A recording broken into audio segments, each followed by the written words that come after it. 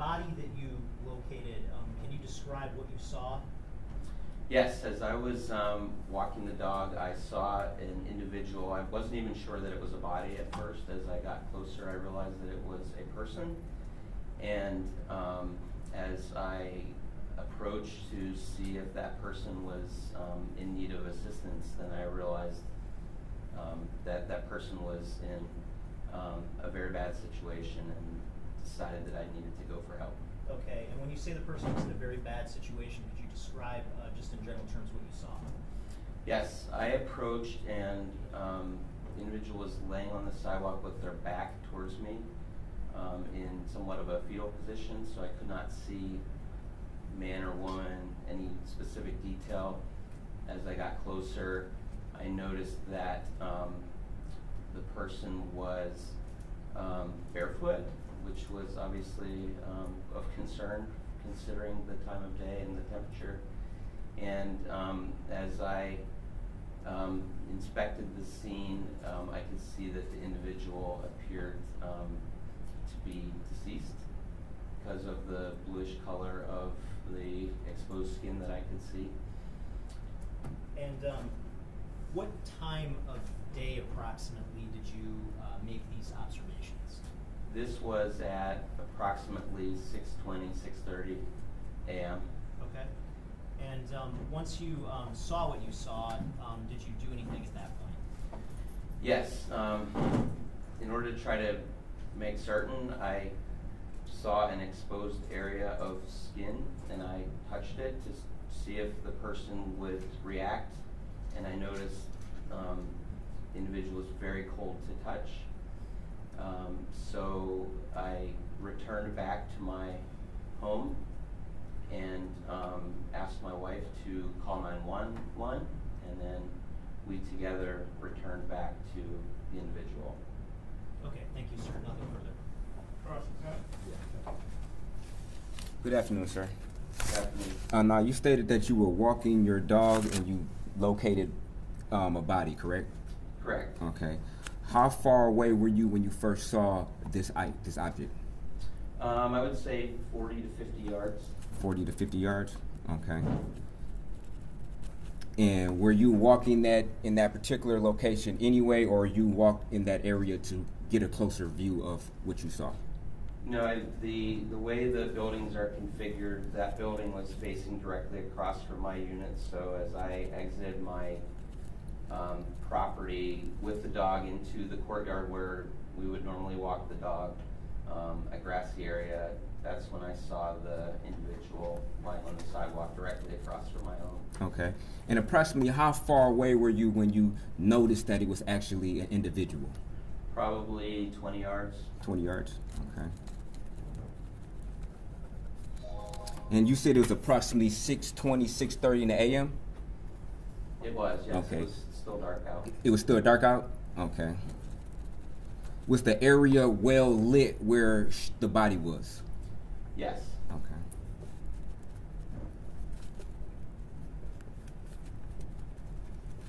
And you indicated that you touched an exposed area of skin. What area of her body did you touch? Lower to middle back. Lower to middle back? Okay. Do you remember how you were dressed that particular morning?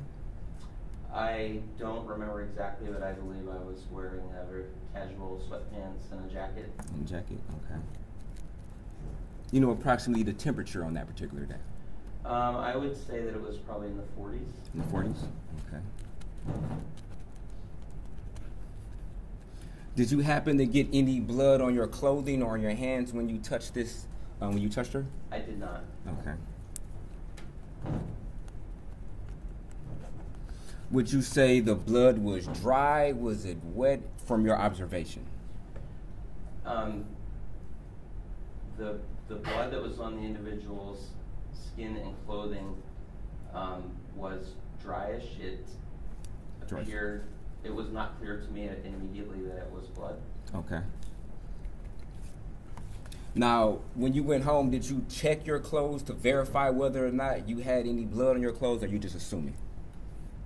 I assumed because I did not have that level of contact. Okay. Did you manipulate the body or move the body in any fashion? Not at all. Okay.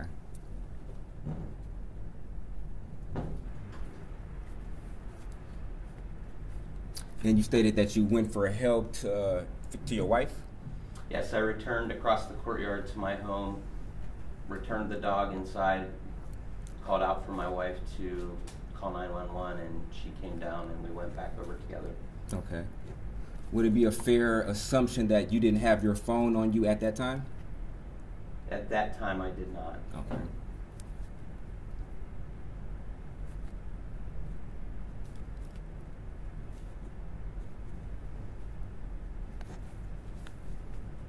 And you were, when your wife was on the phone with 911, it was asked of you to possibly perform some type of CPR on the individual, correct? That's correct. Okay. And you refused to do so, correct? Yes, because of the nature of the scene and because of my experience that the individual was already deceased. Okay. Did you check for a pulse? I did not in the in the neck where you normally would, but because of the touch of the skin, I assumed that the person had been there for a while. Okay. And how long did you assume that person had been there when you made that assumption? Objection calls for speculation. He said he assumed. He can answer that question as long as, Okay. Sustained.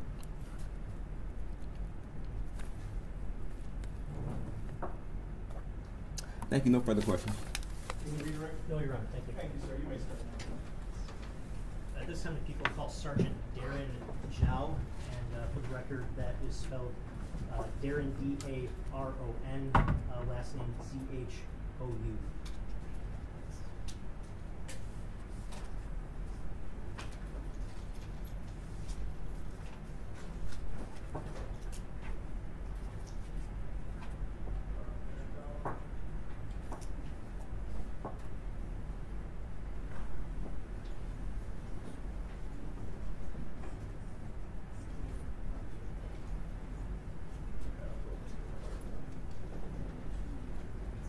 Sir, please step forward and raise your right hand. Do you swear or affirm to tell the truth, the whole truth, and nothing but the truth, so help you God? I do.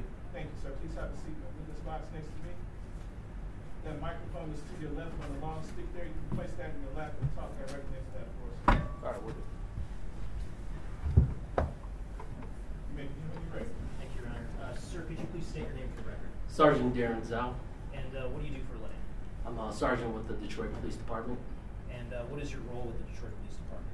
I'm a supervisor for the Northeast Unit Homicide Team. Okay, I want to take you back to October 21st of 2023. On that particular morning, did you have the opportunity to go to the address of 1366 Joliet Place in the city of Detroit? I did. And what brought you to that particular location? I was notified that there was a scene at that location and for a response from our team. Okay, and when you went to the location, what, just in general terms, did you see as you arrived? Upon arriving to the location, I see victim laying on the ground in a fetal position and a lot of blood in the area outside of the location.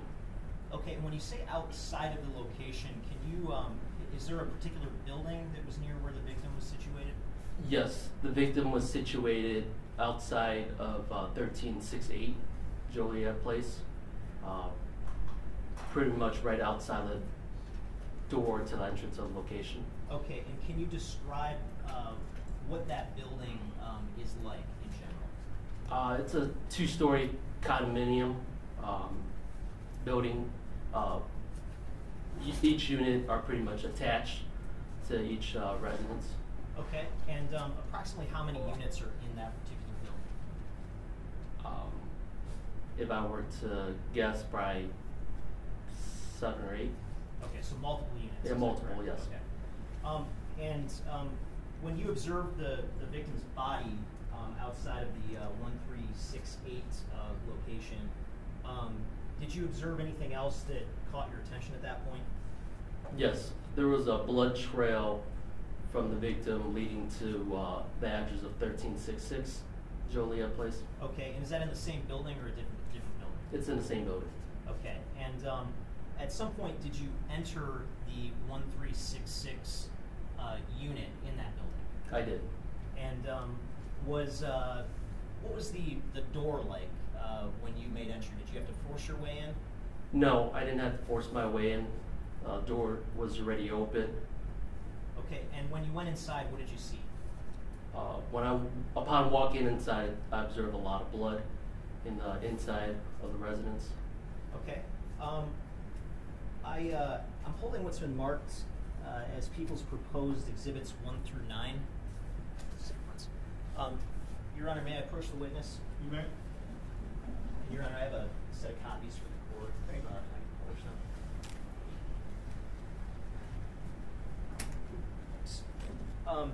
Sergeant, what are people's exhibits or proposed exhibits 1 through 9, just as a general matter? Okay. Exhibit 1. Just, I guess, in terms of the full set of exhibits, what are these exhibits that you Oh, have? these are the location of the scene of the crime. Okay, are these photos of the crime scene that you observed in connection with the scene that you described today? Yes. And in terms of each of those photos, 1 through 9, do those photos all fairly and accurately reflect what you personally observed at that location on October 21st, 2023? Yes. Okay, Your Honor, with that, I move to admit proposed exhibits 1 through 9. Any objection?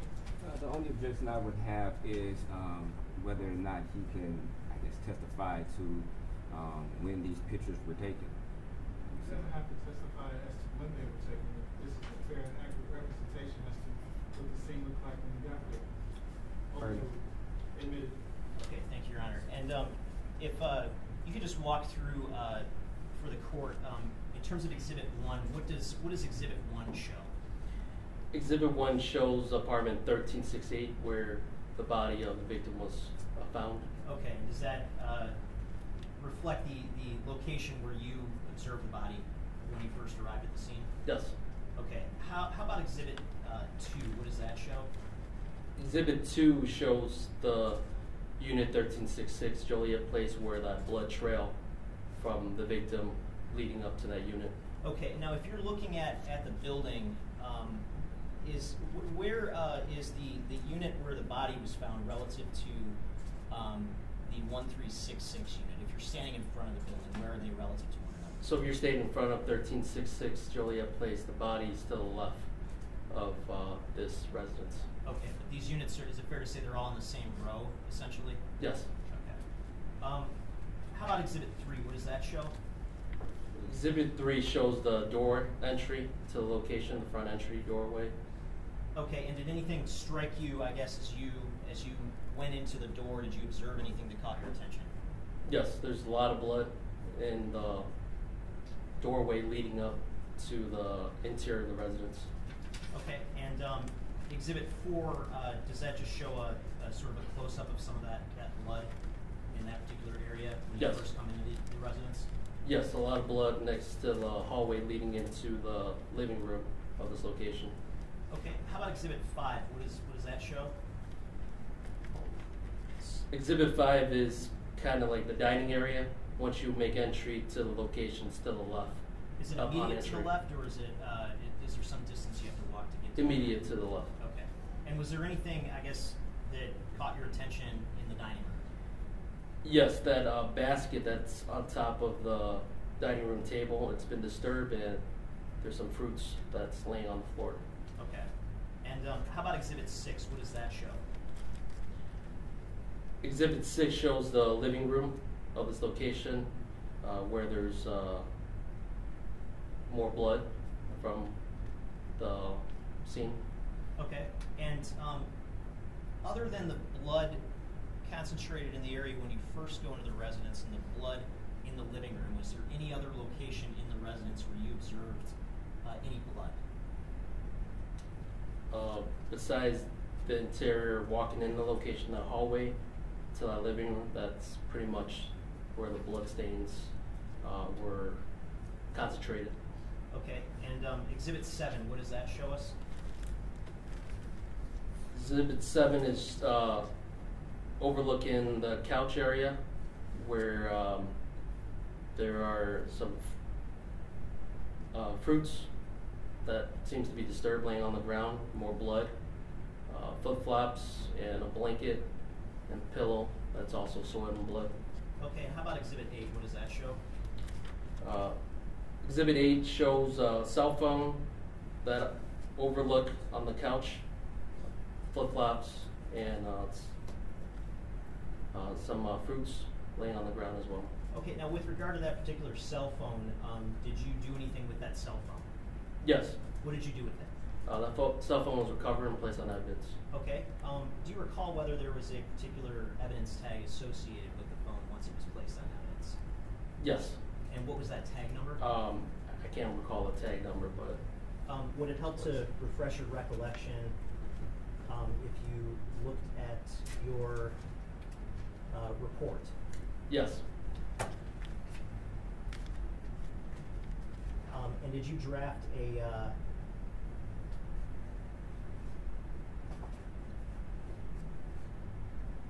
something called a team report in connection with this case? Yes.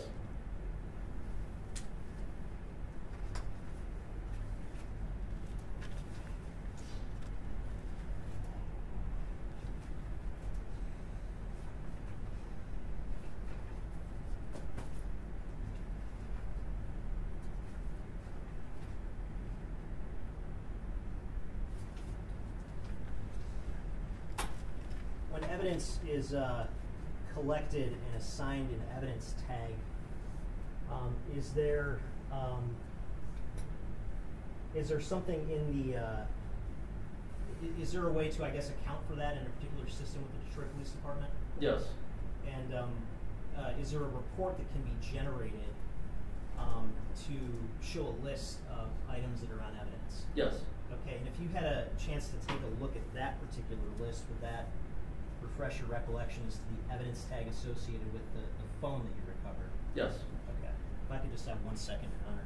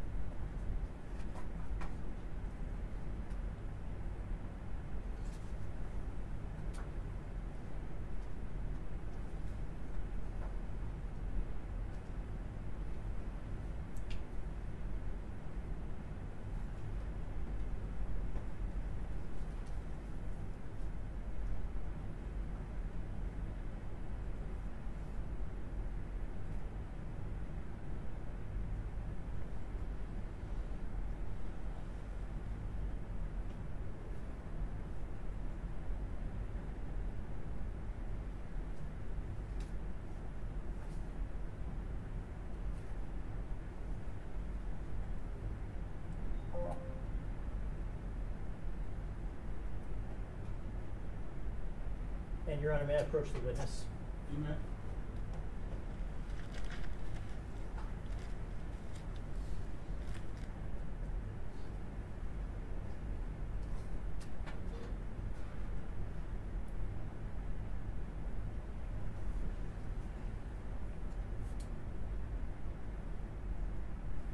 It might be easier if the sergeant could approach my computer, because I unfortunately don't have a copy of it on paper.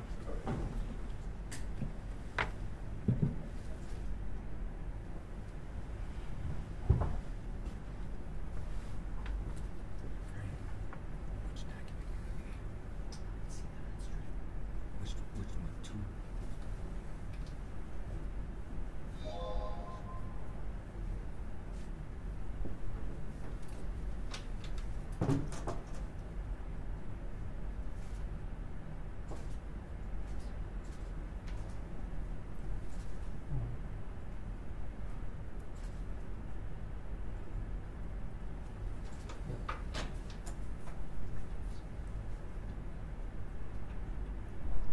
Okay, Sergeant, if you could retake the stand. And I'll ask, having taken a look at the evidence tracker, has your recollection been refreshed as to which evidence tag was associated with the phone that you recovered from 1366 Joliet Place? Yes. And what is that evidence tag number? Evidence tag number 43. Okay. And if you could take a look at Exhibit 9 for me, the last of the photos, can you tell the court what Exhibit 9 shows us?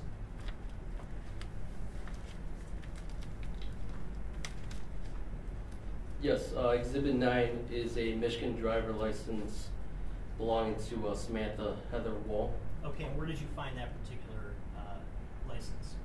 This was inside the residence. Okay, and when you observed that license, did you make any connection between that and the body that you observed outside? Yes. And what was that connection? That the individual outside is Samantha Heather Woll. Okay. Thank you. And Your Honor, at this time, I would move for the admission of Exhibit 10, which is a medical examiner's report, and I'd ask for that to be admitted under MCL 766.11B. Any objection? Admitted? Thank you, Your Honor. May I publish in brief part? Yes. Thank you, Your Honor. Exhibit 10 indicates that a Dr. Nicole Kroom, that's Nicole, Kroom spelled Croom, performed a post-mortem examination on the body of Samantha Woll on October 21st of 2023. The report describes what are described as 8 sharp force wounds, 3 to the head and 5 to the neck and back. Sharp force wound number 1 is described as an incised wound to the chin. Sharp force wound number 2 is described as a penetrating stab wound to the anterior neck. Sharp force wounds numbers 3 through 5 are described as sharp force wounds to the left neck. Sharp force wound number 6 is described as an incised wound to the head. And sharp force wound number 7 is described as a sharp force wound to the head. Number 8 is described as an incised wound to the left back / posterior neck. The wound numbers are arbitrarily numbered and not necessarily indicative of the time that they were inflicted or the sequencing that they were inflicted. And the report concludes that the death was caused by multiple sharp force injuries and the manner of death is homicide. And I have no further questions for Sergeant Stout. Cross-examine? Yes, thank you.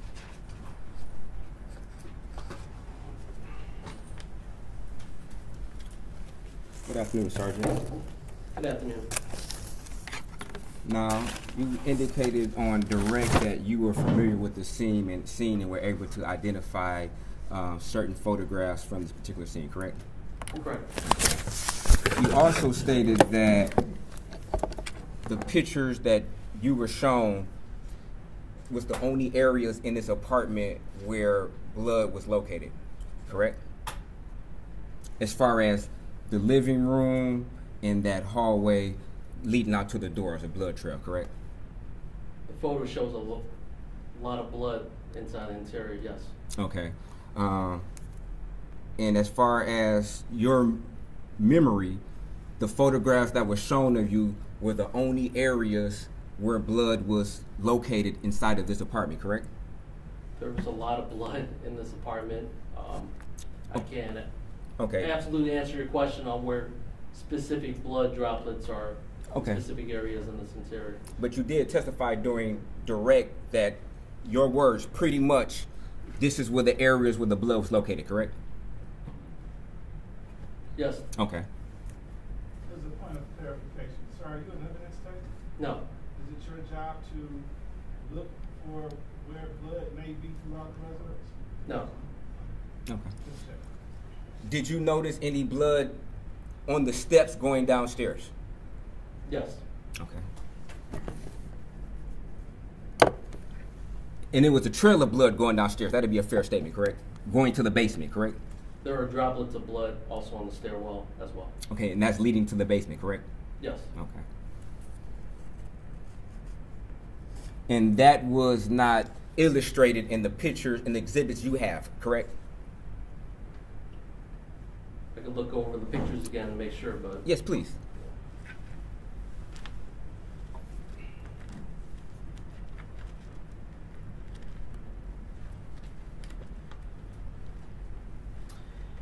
Exhibit 9 shows blood also on that stairwell that you're referring to, leading downstairs to the basement. You said Exhibit 9? Sorry, let me clarify the number. Exhibit number 4, apologize. Correction. Okay. It'd be fair that Exhibit 4 shows blood at the top of the steps, correct? At the very top of the step, the first step, if you will, correct? Yes, there's blood on top of the steps as well. Okay. And it'd be a fair statement that there was blood droplets at the very bottom of the steps, correct? There's blood all over that hallway leading downstairs to the steps, yes. Leading to the basement, correct? I don't recall any blood in the basement, but there were blood on that stairwell. Okay. And you said you're familiar with the pictures that were taken at the scene, correct? Yes. Okay, so if I were to show you some pictures, you would be able to identify if it came from the scene, correct? Yes. Okay. Your Honor, may I approach? Oops.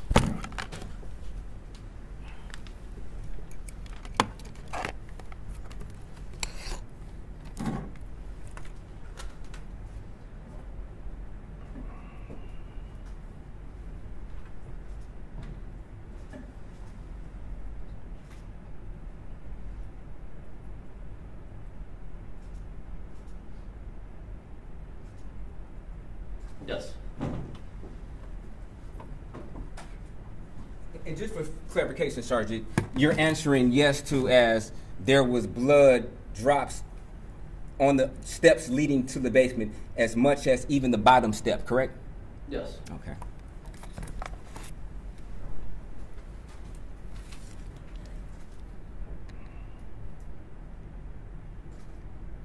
Now, if you can go to exhibit number 4.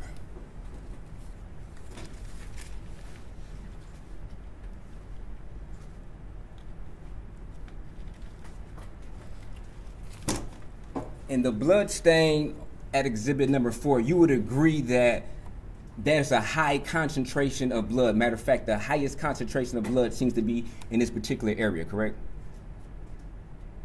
Yes. Okay. Would it suggest to you that possibly the body was laying at this particular area for a period of time? No, I asked the witness to speculate. Okay.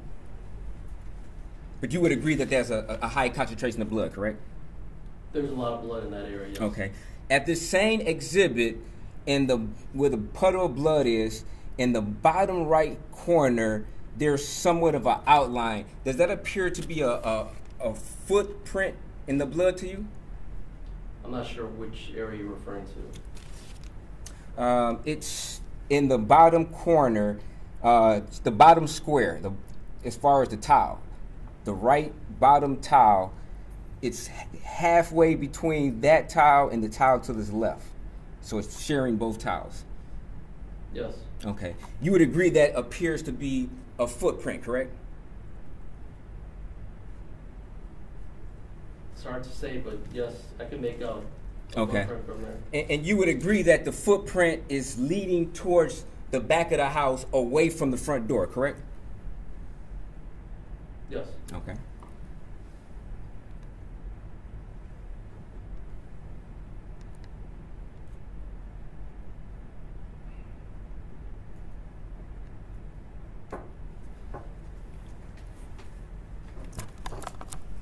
And may I, Your Honor, may I show you another picture from the scene that you may be able to identify? Sure. May I approach, Your Honor? Yes.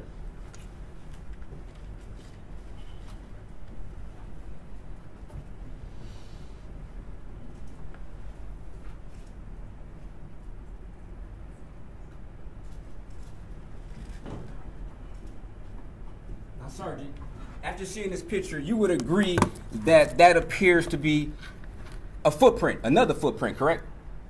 That resembles a footprint in Okay. that photo, yes. And this had another area, and it seems to be leading to the back of the house, away from the front door, correct? Yes. Okay.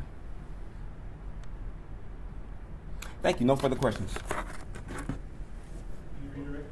No, Judge, but just for clarity of the record, in terms of the two photos that Mr. Brown referred to, I guess we just refer to those as defense A and B. assuming you. Yes, yes, I tend to admit those as tenant. Okay. And Your Honor, I apologize. If I could just speak to the People's Exhibit, I believe it was 10, the medical examiner's report. Yeah, I just want to read a couple things into the record that I believe it's pretty important for the purposes of this preliminary examination. Okay. The medical examiner indicated that there were other injuries, head and neck. There were contusions on the left medial forehead, 1 and 1.25 inches, and left lateral orbit, 2.25 inches and 0.4 inches in diameter. Extremities. There were contusions on the medial right elbow, 0.5 inches in diameter. The left dorsolateral wrist, 1.5 times 0.5 inches. Proximal anterolateral right thigh, 0.4 inches in diameter. Proximal anterior left thigh, 1.75 times 3/4 of an inch. Proximal anterolateral left thigh, 0.3 inches in diameter. Left leg, 1.5 times 1.5 inches, and posterior right leg. There were clusters of contusions on bilateral knees, proximal anterior legs, and the medial left hallux. There were abrasions on the left elbow with associated contusions, 1.25 times 3/4 region. Right knee, discontinuously vaguely linear, and left knee. Thank you. All right. Sir, I have just a couple questions for you. You already indicated that you are not a tetanus technician, is that right? That's correct, Judge. Do you have any experience or training in fingerprint or footprint analysis? No. Okay. So how certain are you that what's been in people's, what was that, exhibit A and B? A and B, yes. Are footprints?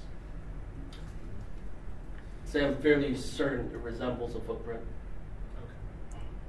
Any questions based on my question? Just briefly, No. Your Honor, Sergeant, in terms of the footprints that you observed, did you see any that appear to have been made from shoes, or were these bare footprints from your basic observation?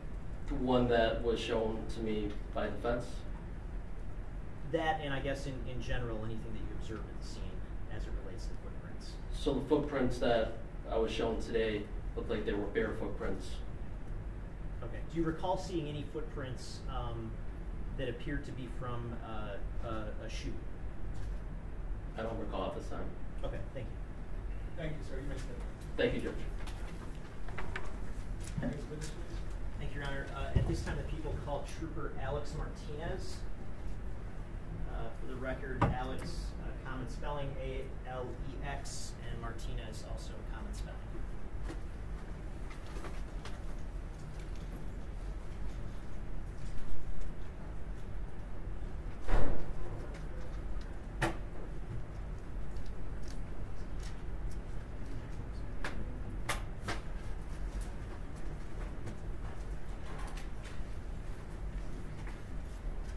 Good afternoon, sir. Please step forward.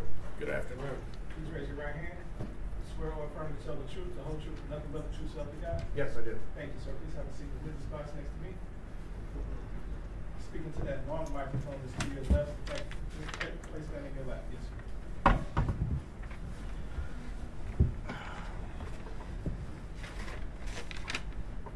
You may begin when you're ready. Thank you, Your Honor. Sir, could you please state your name for the record?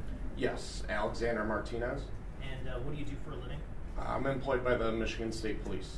And what's your current role with the Michigan State Police?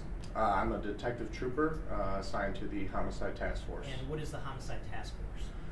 The the Homicide Task Force is a team comprised of members of the Detroit Police Department, the Michigan State Police, and the ATF. Okay, and in terms of your role with the Homicide Task Force, have you been involved with the investigation into the death of Samantha Woll? Yes, I have. And as part of your involvement with that investigation, did you have an opportunity to draft any search warrants requesting documents from a company by the name of ADT? Yes, I did. And what was your purpose for drafting search warrants to ADT? The purpose was to collect information and data from the home security system that Samantha Woll had. at her residence. Okay. And how many search warrants did you submit to ADT? I submitted 2 different warrants to ADT for records. Okay. And why 2 as opposed to 1? Well, we submitted a ADT warrant to obtain the records for the night of the homicide for that investigation purpose. Then we submitted a subsequent search warrant to ADT to obtain records from a testing that we conducted at the residence with the security system. Okay, and in terms of both of those search warrants that were submitted, did you obtain records back from ADT? Yes, I did. Okay. At some point during the investigation, was a particular suspect developed? Yes. And how, just in general terms, was that individual developed as a suspect?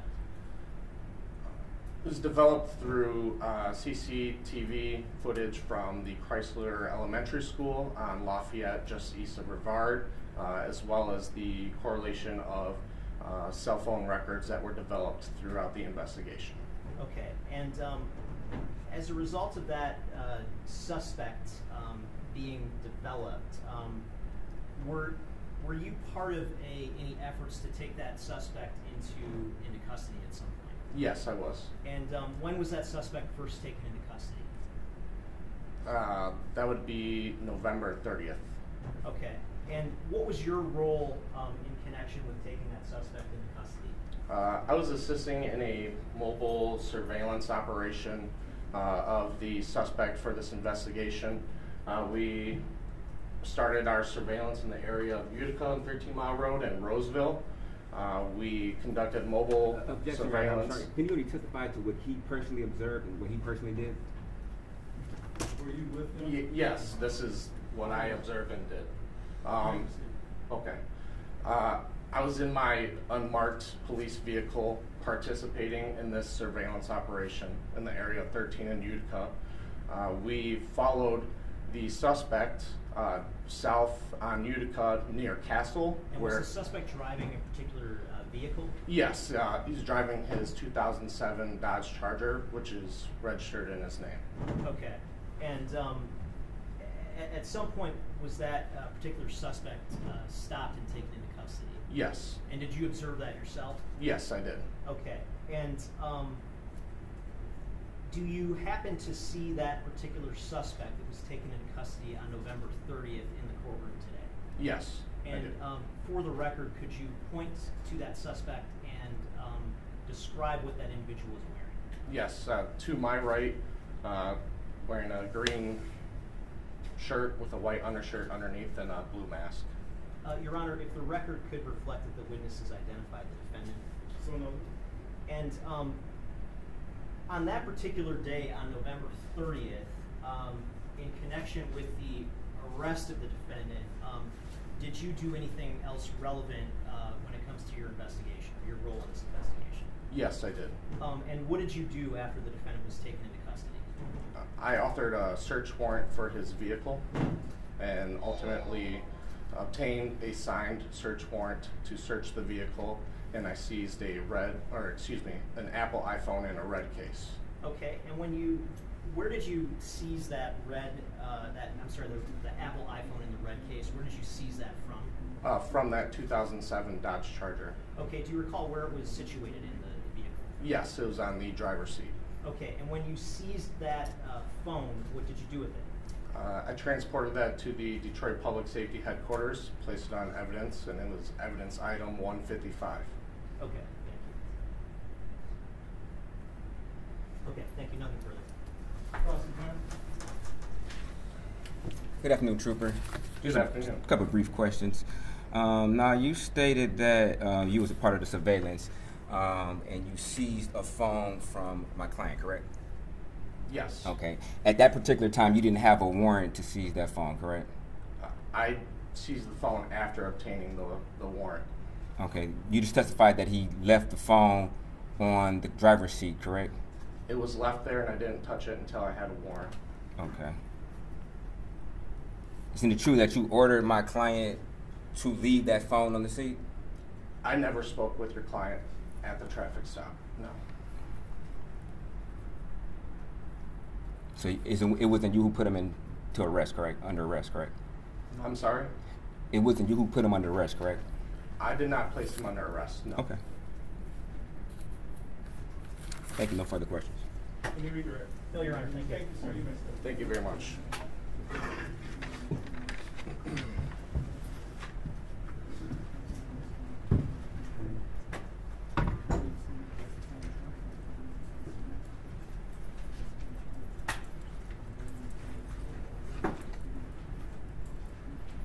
Next witness. Your Honor, at this time the people call Sarah Markle. And for the record, her name is spelled S-A-R-A, Markle, M-A-R-K-E-L.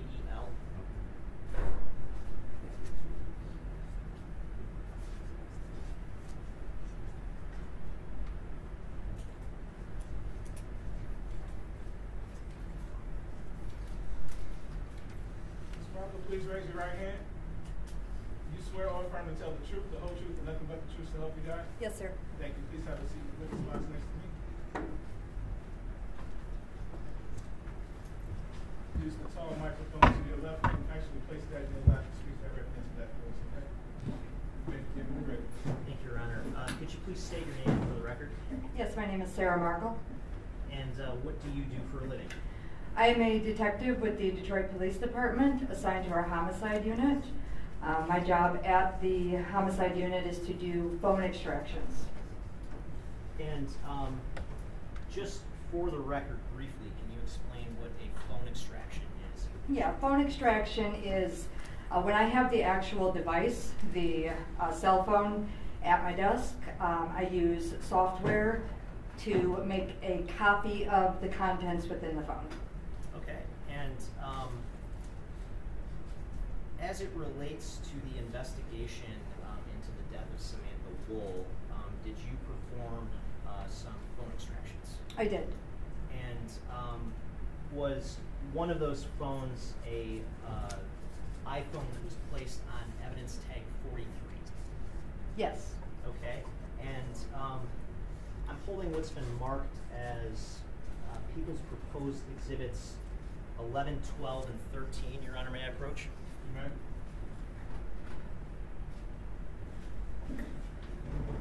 Starting with Proposed Exhibit 11, what is Proposed Exhibit 11?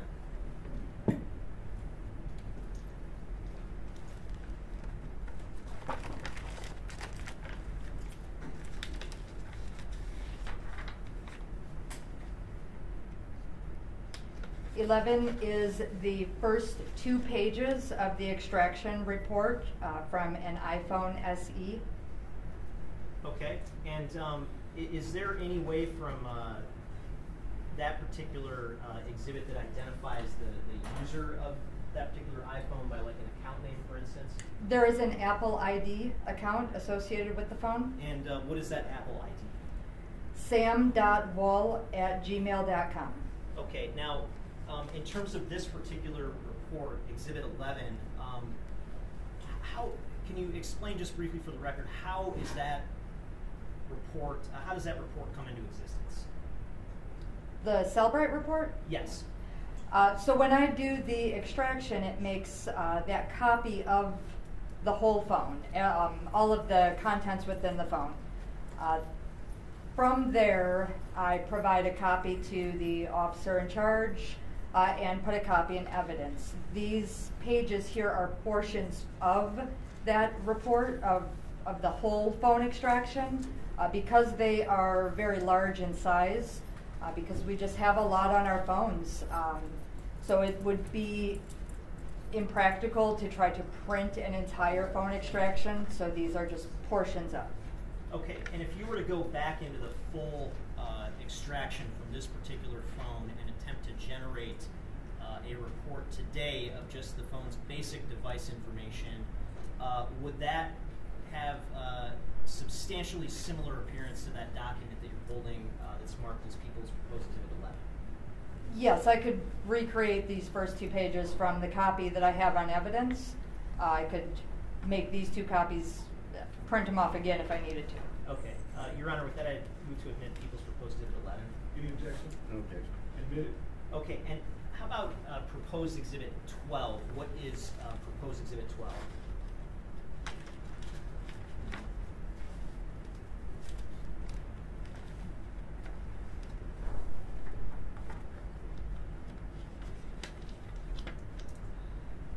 Proposed Exhibit 12 is 8 pages in length from a section called the timeline in the overall extraction report. Okay, and if you were to go back into the overall extraction report and try to generate a timeline from the device limited to the period of time from 1 a.m. through 4:30 a.m. on October 21st, 2023, would that report be substantially similar to that document that you're holding now that's been marked as Proposed Exhibit 12? It would. Okay, Your Honor, with that, I move to admit Proposed Exhibit 12. Any objection? No objection. Admitted. And in terms of the timeline, what kind of information can we glean, if anything, from a device's timeline in general using the Celebrate program? So the timeline takes the information from the phone and puts it into chronological order. It's just one of the features of the Celebrate report. There are different sections where you could look at, say, the calls or the text messages or different areas individually, or in the timeline section, it puts all of those categories together and allows you to look through in chronological order through specific time frames if that's where your investigation leads you to. Okay, now when it comes to communications reflected in the timeline, are you able to tell whether the communication is an outgoing communication versus an ingoing communication? Yes, direction is given. Okay, and in that particular exhibit, Exhibit 12, does that reflect both outgoing and incoming communications?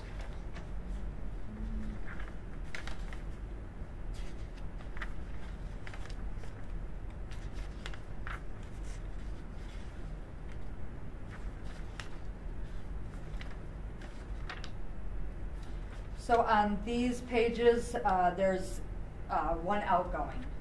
Okay, and what is the time reflected for that one outgoing communication? The time is October 21st, 2023 at 1:02 a.m. Okay, and after that point, I guess based on the report that you have in your hand, are there any outgoing communications after that? No. Okay. Taking a look at Proposed Exhibit 13, are you familiar with the ability to generate a report about a device's activity? Yes. And what sort of information in general can we obtain from a device activity report using Celebrate? So activity would be whatever activity is in the device itself. Okay, does that include things like turning the phone on, turning the phone off? That would be in events, I'm device sorry, events. I meant to say device event. Okay. What sort of information in general can we, I guess, get from a device event report? Device events will include if the phone display is on, an unlock of the phone, powering events if the phone powered off, powered on, connections, different things with the actual device. Okay, and in terms of Proposed Exhibit 13, the document that you're holding, if you were to go back into Celebrate in terms of the full extraction today and pull a device event report limited to the time of 12 a.m. through 8 a.m. on October 21st, 2023, would that report be in substantially the same condition as that proposed exhibit that you're holding? It would. Okay. With that, Your Honor, I move to admit Proposed Exhibit 13. No objection. Admitted. Okay. And Detective Markle, I want to draw your attention to the time frame between 1:29 a.m. and 1:35 a.m. Is there any activity reflected in the activity, in the event report during that particular time frame? Yes, the device was unlocked. Okay, and when was the device unlocked? 1:29 a.m. And when was the device locked again? About 6 minutes later, 1:35. Okay, and after that 1:35 point, do you see any indication that the device was unlocked again?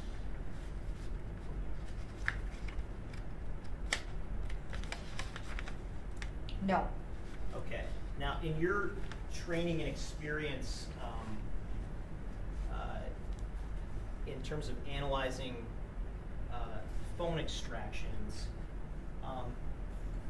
is it consistent with there being human input needed to unlock an Apple iPhone? Yes. Okay, and why is that? Well, a passcode is our security on our phones. So phones don't just arbitrarily unlock themselves. Somebody has to know the passcode or be able to input the correct information to unlock the phone. Okay, and this particular phone that you did the extraction for, was it passcode protected? It was. Okay, and absent the passcode, would there be any other way to unlock that particular type of iPhone? On this particular phone, I don't know if any biometrics were set up, but this phone would also allow for a fingerprint unlock, but I'm not sure if that was something that had been established on the phone. Okay. It did have a 6-digit passcode or PIN code. After the 1:35 a.m. Point in time on October 21st, 2023, do you see any evidence in that report consistent with there being human input into the device? No. As part of your role in this investigation, did you also have an opportunity to extract a device that was a iPhone XR placed on evidence tag 155? Yes. And I'm holding what's been marked as People's Proposed Exhibit 14. May I approach, Your Honor? You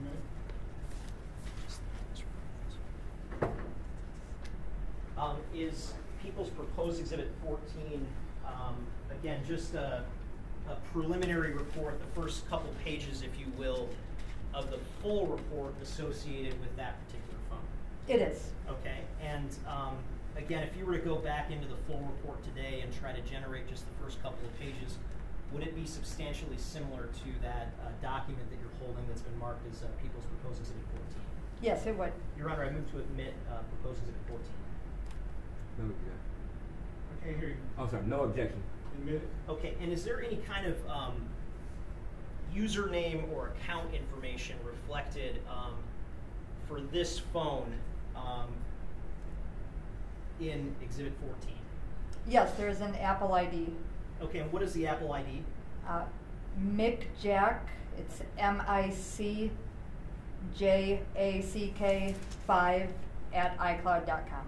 Okay, and does this report also tell us what phone number was associated with the phone that you extracted that generated this report? Yes. And what was that phone number? 248-906-5529. Thank you, nothing further. Cross-examine. Good afternoon, Sergeant. Good afternoon. Now, can I focus your attention on Exhibit 12? Yes. Specifically, item 81, where it says activity sensor data.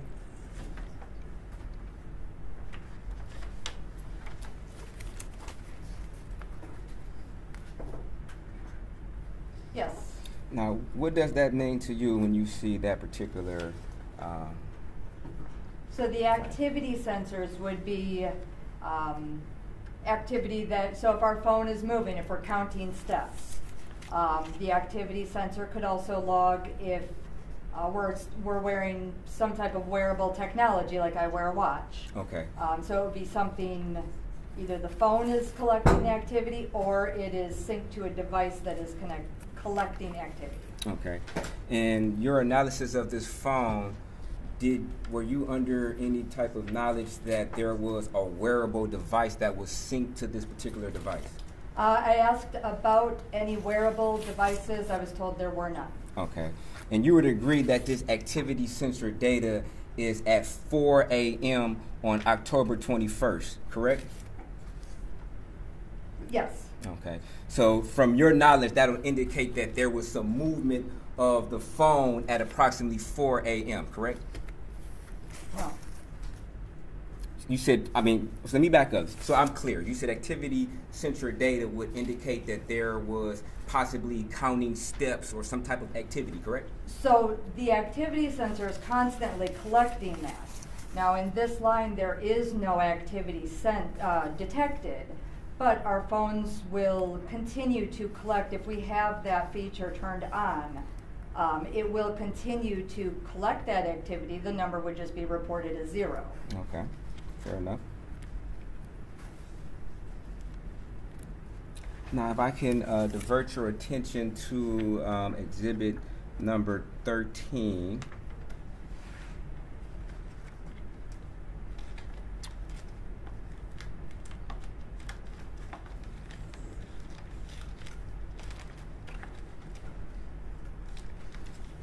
Where you indicated on that there was a locking or unlocking of the phone, at approximately 1:27 a.m.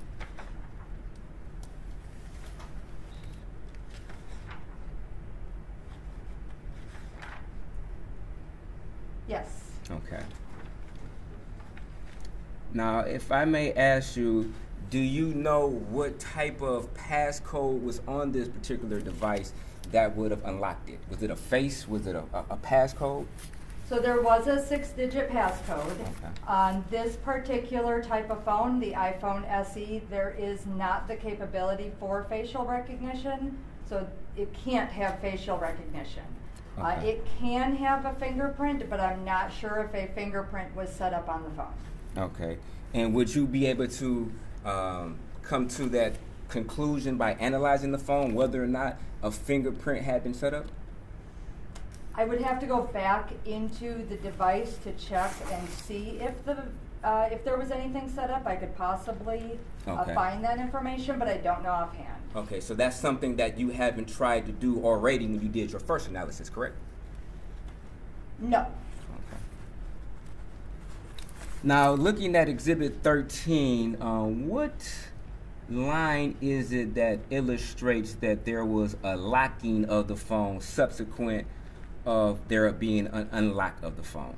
So on the same line, let me find it. And just for the record, could you indicate which number you're looking at? Okay, so I'm looking at line number 37. You see the start time and the end time. Okay. So it was unlocked, and then that end time, a lock. Okay. So there would it be a fair, assumption that there is not a separate line that would indicate that the phone, in fact, locked? Correct, where it says end time. Okay. Same line though. Okay, just to be clear. Correct. How Correct. there's a separate line in box there states that this phone was unlocked. My question is there a separate line in number that would indicate, in fact, the phone was locked? No. Okay.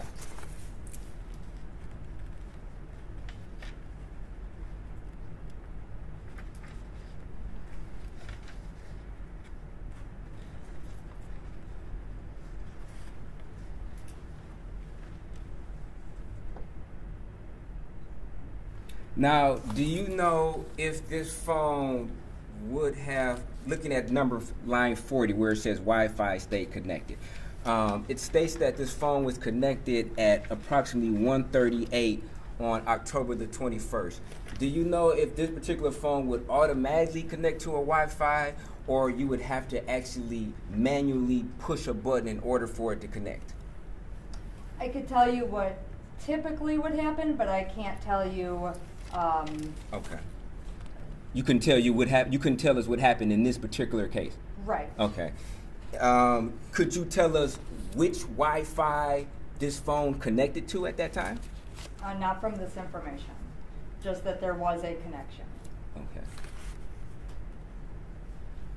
So is that typical? Is that typically information that is not able to be obtained on which Wi-Fi a phone connected to?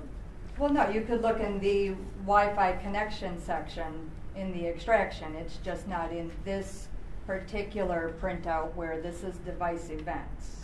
Okay.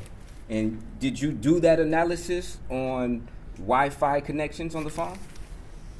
I looked at a lot in this phone. I know that Wi-Fi connections were something that were looked at.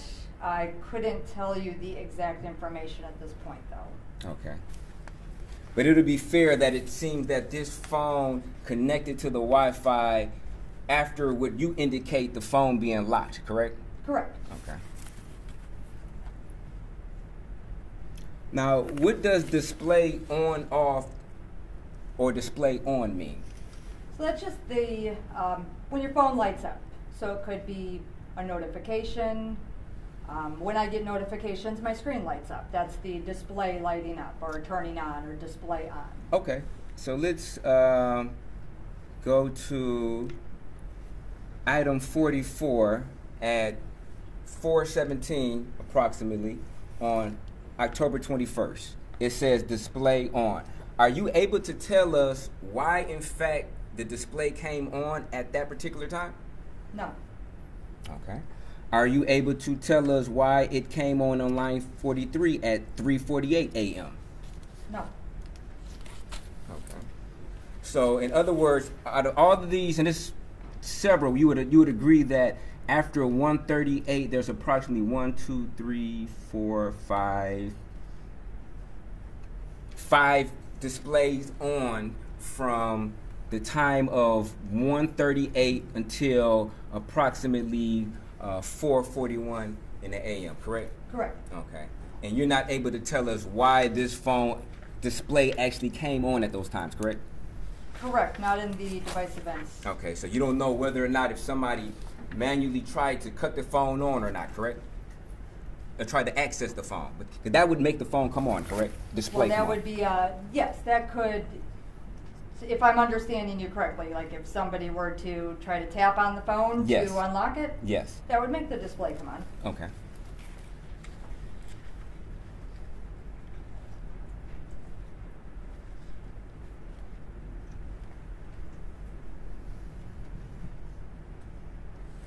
Is there a way that one could find out why, in fact, the displays came on in this time frame?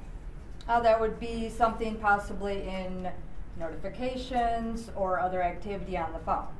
Okay. There are many sections on the phone. This is limited to 6 pages in the device events, though. Okay. Were you able to analyze that particular data and cross-reference it with these times to determine why display came on at the times? I know that there were notifications at various points. I can't pinpoint the exact time. I wouldn't be able to give you that type of a detailed answer right now with what I have in front of me. Okay.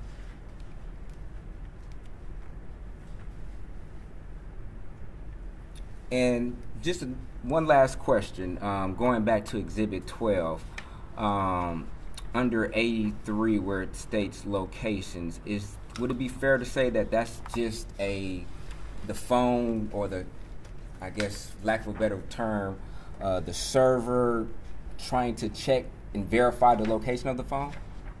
You said line 83? Line 83 of Exhibit 12. So 83 is the location of the phone. So that is the latitude, longitude. You see that in the farthest column there. It's a native location, so that's going to be where the device was recorded as being at that time. Okay. And if you look at the 83, the longitude and latitude location info, and compare it to, and that's at 4:03 a.m. If you compare that to the longitude, latitude of item number 80, you would agree that there's a slight difference in the location, longitude, latitude, correct? 80 and 83. Well, with any longitude, latitude, there will be a very you would ag- slight difference, Okay. yes. So you would agree to that, okay. I'm 80 and 83. Mm-hmm.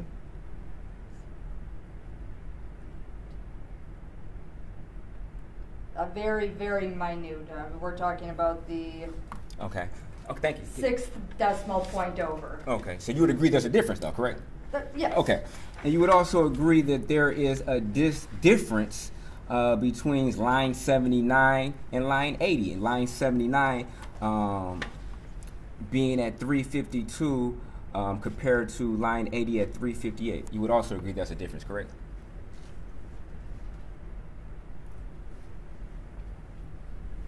A very small difference. That's the 5th decimal point over. Okay. So you don't know whether or not the phone was actually physically moved, even maybe a foot or two during this time frame, correct? I suppose you could be correct on that. Okay. Thank you.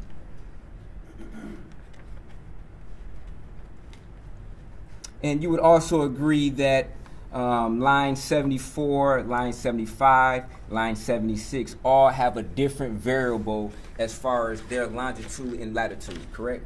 Do you want me to review them Yes, please. up here? Yes, please. 70. 74, 75, and 76.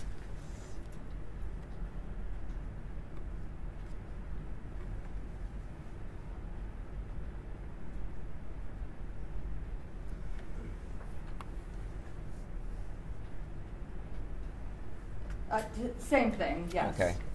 Now, do you know how often these location, I guess, notifications or checks would come to the phone? That depends on the way that the phone is set up by the user. Okay. Is it possible from your understanding that if the phone is physically moved, then it would send a different, I guess, location device, which would be then able to be viewed on this analysis? If the phone If the phone is physically moved, like if I have my phone on me right now, Right. my phone is here, and then I move my phone over here, then it would send a location change to the server, which would then just pick a different longitude, latitude. So the server is a global positioning satellite. Okay. It's not a server. I apologize.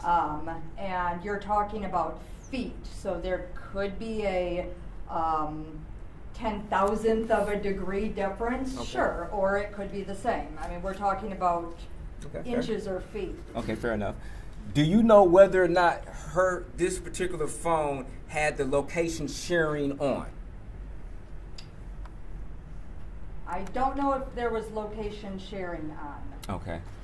And you would agree that on phones that have the location turned on, the location information that is shared from that phone is more accurate than a phone that has the location turned off, correct? So you're talking about two different things. You're talking about location sharing or location being turned on, because those are two quite different things. Okay. Location sharing is if I am sharing my location with a friend or a family member Okay. through a Find My Phone app or similar type app where they can look at me. A location turned on is the phone. I'm allowing my phone to collect my location data. Two very different things. Okay. But you would agree if you allow your phone to collect location, you are sharing that location with possible third-party entities, correct? You would agree to that, right? Yes. Okay, so it wouldn't be an incorrect statement for somebody to say if your phone's location is on, it is actually sharing. That'd be a fair statement, right? Maybe it's not the most technical way of looking at it, but it wouldn't be an incorrect statement, correct? Location collecting would be the better word. If Okay. you are location turned on and you have allowed it, that would be a location collection. Fair enough, fair enough. Sharing is different. Thank you. But you would agree then, if an individual turned on their location collecting, then the location information that is transmitted from the phone would be more accurate than an individual who had their location turned off. You would agree to that, correct? You would have to if you have location on versus off. So you would agree to that, yes? That's all I'm asking you, right? Yes. Okay. And you indicated you don't know whether or not the location on this particular device was turned on or off, correct? No, the locations were turned on. That's how we're collecting location activity. If they were off, we wouldn't be able to collect locations. Oh, so they were turned on. So Okay. in order to collect locations, the phone has to be allowing locations to be collected. Okay. And since the location is turned on, would it be a fair statement that movement of the phone would trigger new data that would then have to be transmitted? I don't know who we're transmitting anything to, but The the global movement of the phone would be the similar as the activity that we talked about. Your phone is constantly collecting this, whether you're moving or not. It's Okay. going to indicate either no activity or no movement or some type of movement, but it's constantly collecting data. Okay. So if your phone location is turned on, isn't it true that it's transmitting information to the GPS satellites and back to know where this phone is in location, correct? Yes. Okay. Now my question is, if that location is turned on and the phone is moved, it would transmit new data that would then have to be transmitted to the GPS satellites and back to the phone to triangulate, or for lack of a better term, to know exactly where this phone is located. Now, if we're talking about the 10,000th of a decimal difference in latitude, longitude, no, not necessarily. You said not necessarily, but you don't Right. know whether or not the phone actually moved, correct? That would trigger the change of longitude, latitude. That's correct, right? Sure. Okay. And if a phone is moved, say 10 or 15 feet or 5 feet, you can't say to what decimal point the longitude or latitude would change. You can't say that, can you? Correct. Okay. Thank you. No further questions. Just briefly, Your Honor. Detective Markle, when it comes to the first phone that we were discussing, it was on evidence tag 43. Yes. Is there anything necessarily consistent with human input in the phone that you see in the data after 1:35 a.m. on October 21st, 2023? No, so the last sign of actual user interaction or user input was the last text message at 1:02 a.m. and the unlocked at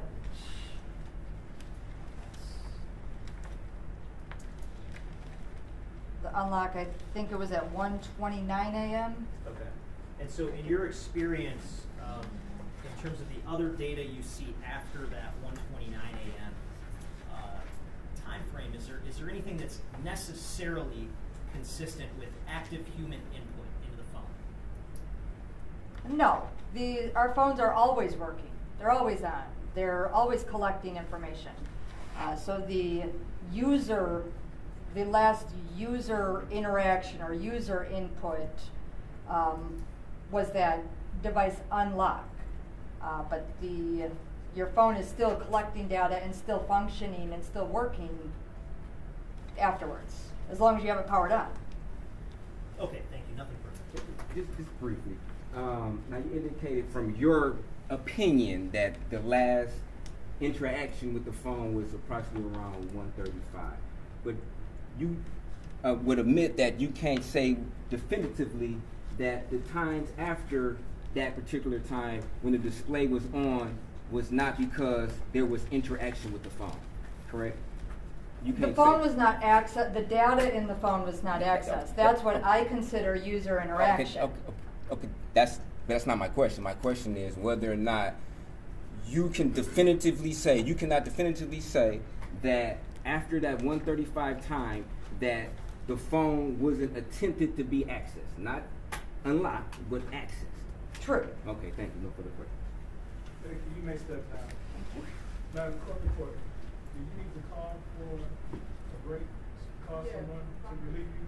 You know, I don't think she has anyone. If I could just get 5 minutes, you know. Okay, we'll take 5. Court is in recess for 5 minutes.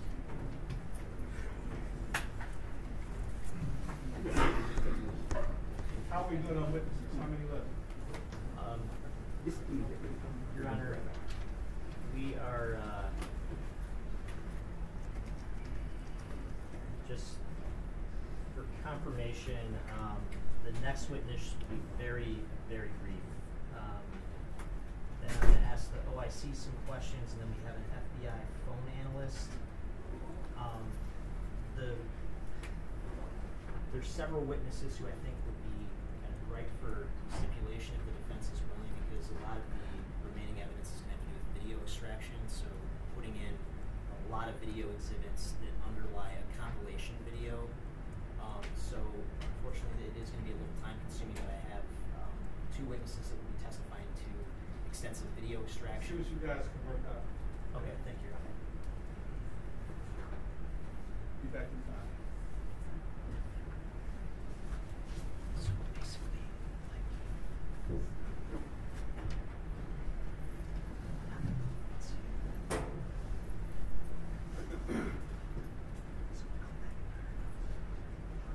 Yeah. Collection of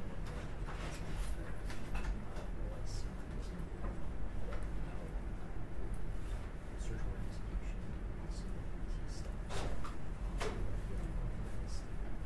That's finalized. So forward registration. I got it. Yeah.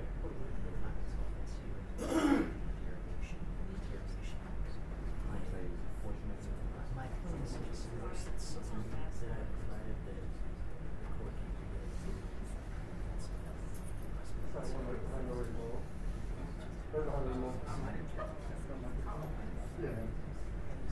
No, that's fine. I mean, I'm gonna admit everything. Like this is a streamlined. One of the things is to kind of try to balance some in terms of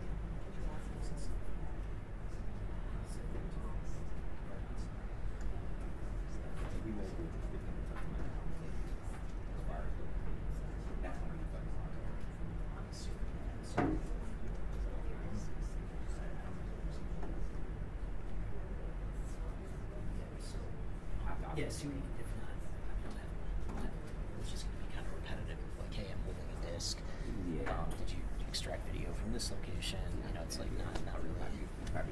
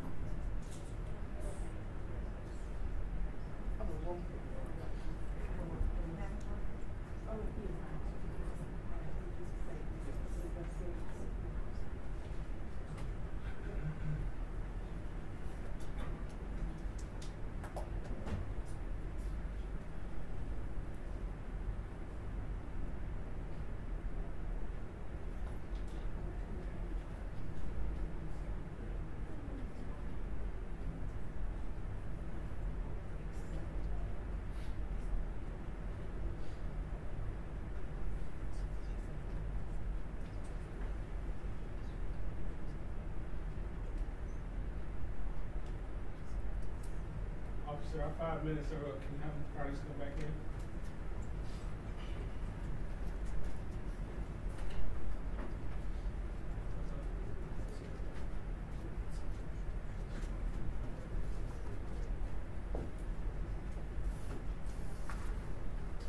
Okay, we are back on the record on People versus Jackson-Bolanos. People, you ready to call your next witness? Yes, Your Honor. At this time, the people call Sergeant Jameer McIntyre. For the record, his name is spelled Jameire. McIntyre spelled Mcentire.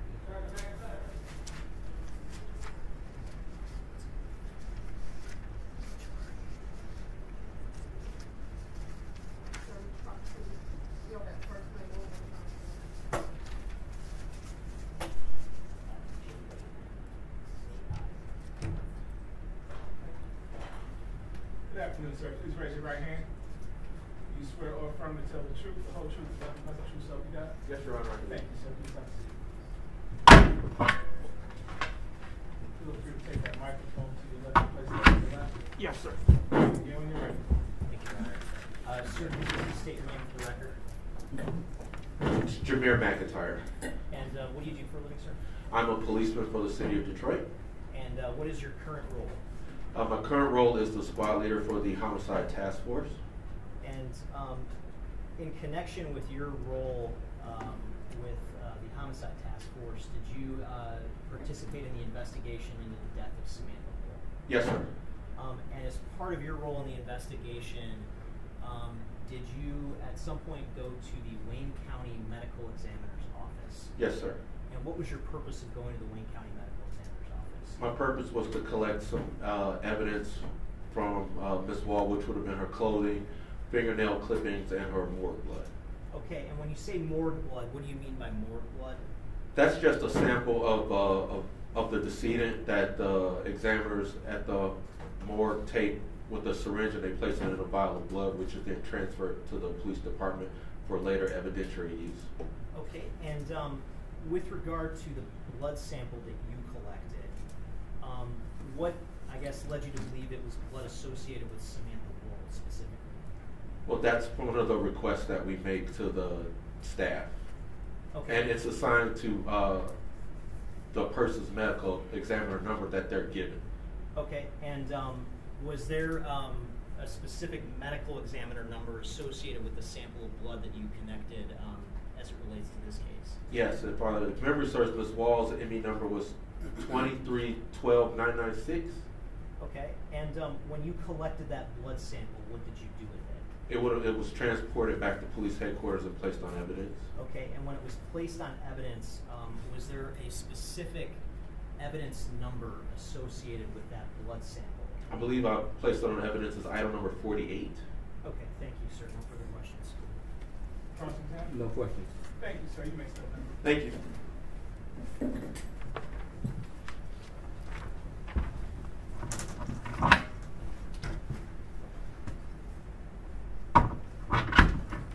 At this time, the people call Trooper Elizabeth Stockmeyer. You swear or affirm to tell the truth, the whole truth, and nothing but the truth, so help you God? Yes, sir. Did the court reporter get her name?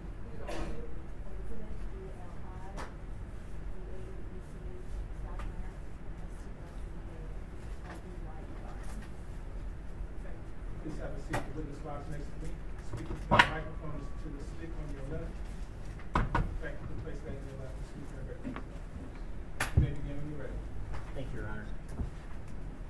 And could you please state your name for the record, ma'am? Elizabeth Stockmeyer. And what do you do for a living? I work for the Michigan State Police. And what is your current role with the Michigan State Police? I'm a detective trooper on the homicide task force. And do you have any specific role as it relates to the investigation into the death of Samantha Woll? Yes, I'm the officer in charge of the investigation. Okay, and what is, just for the record, being the officer in charge encompass in terms of your role and duties regarding this investigation? Overseeing the investigation and presenting the case to the prosecutor's office. Okay. You heard Trooper Martinez testify about obtaining certain records from ADT, correct? Yes. Okay. Did you have an opportunity during the course of your role with the investigation to go to the victim's residence at 1366 Joliet Place? Yes. And was that residence equipped with any type of home security system? Yes, an ADT system. Okay. And can you describe just briefly how that system was configured in her residence? It was a security system with several sensors around the home. Okay. And where were those sensors located? There was one by her front door, one for the living room, and one for the back door, and also the basement door. Okay. And, Your Honor, I'm holding what's been marked as people's proposed exhibits 15 and 16.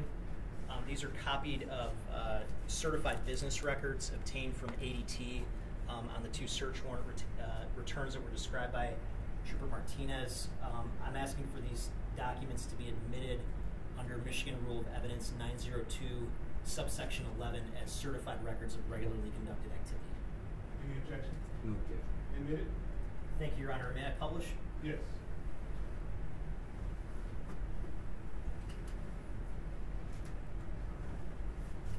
And may I approach the witness first, Your Honor? You may. Hand these to you. Handing you people's proposed exhibits 15 and 16. And starting with people's exhibit 16, could you just describe in general what that is? This is the return for the search warrant that we authored for Samantha Woll's residence. Okay. And what sort of information, as a general matter, is contained in that search warrant return? It contains the information collected from all the sensors within her ADT system from the dates, looks like November 8th through the 10th.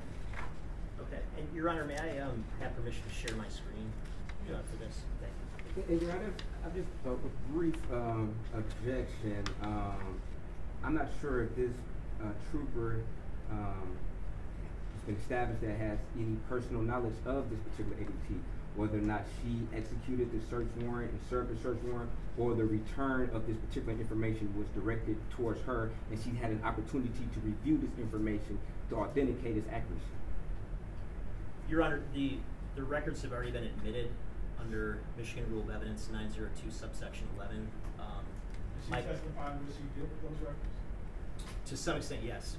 To start, I'm basically just going to ask her questions about certain line items in the record, basically to just, for the record, confirm. The foundation that she would have that knowledge. Okay.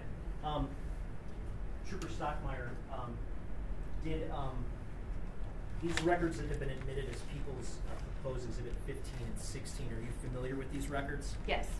And have you reviewed and analyzed these records during the course of your investigation? Yes. And again, what sort of basic information do these records, I guess, reflect as a general matter? It reflects the testing which my team conducted on. Start with exhibit 15. Is there a time frame associated with the records in exhibit 15?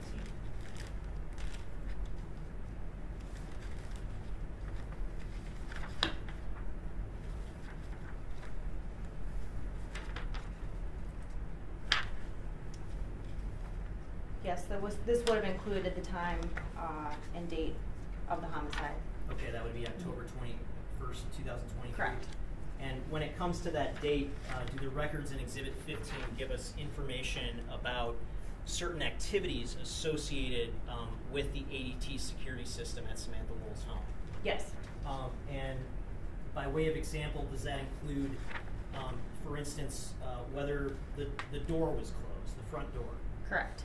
Does that include whether motion was detected in the living room? Yes. And for events such as those, are there times associated with those events in the records? Yes. And did your team and you personally do anything to pressure test the accuracy of the time reflected in the records that have been admitted as People's Exhibit 15? Yes. And what specifically did you and your team do to pressure test the accuracy of the times in those records? We returned to her residence and tested when the sensors would be alerted. Okay, and when you returned to the residence, you were there personally? Yes. And you took you took direct part in that test? Yes. And just help me understand just briefly what that test entailed. So the system would be armed, and we would test to see when notifications would be sent to Ms. Woll's phone, which we had placed on evidence. And we would enter the residence and test to see if the sensor was accurate with the time that we had in real time and the notifications coming to her phone, and as well what would cause certain sensors to be notified. Okay, and when your team was conducting this test, were notes or records kept of when certain things were done inside the residence, like entering the living room? Yes. And once the test was completed, were additional records obtained from ADT from the day of the testing? Yes. And those additional records that were obtained from ADT from the day of the testing, are those what have been admitted as People's Exhibit 16 that you're holding in your hand? Yes. And as a general matter, based on your analysis of those records and the investigation, were you able to determine whether the times reflected, the date and time reflected in the records are accurate? Yes. And what was, I guess, the basis of your conclusion that the dates and times are accurate? We looked at the sensor time and compared it with real time, and it was a matter of 15 seconds. I believe that was the difference. Okay. And so if I were to ask you basic questions about what these records contain in terms of data about specific events in the security system, would you be prepared to answer those questions? Yes. Okay, thank you, Your Honor. With that, I would just ask if I could publish the exhibits and briefly ask some questions. Okay. Thank you. In publishing what's been admitted as People's Exhibit 15,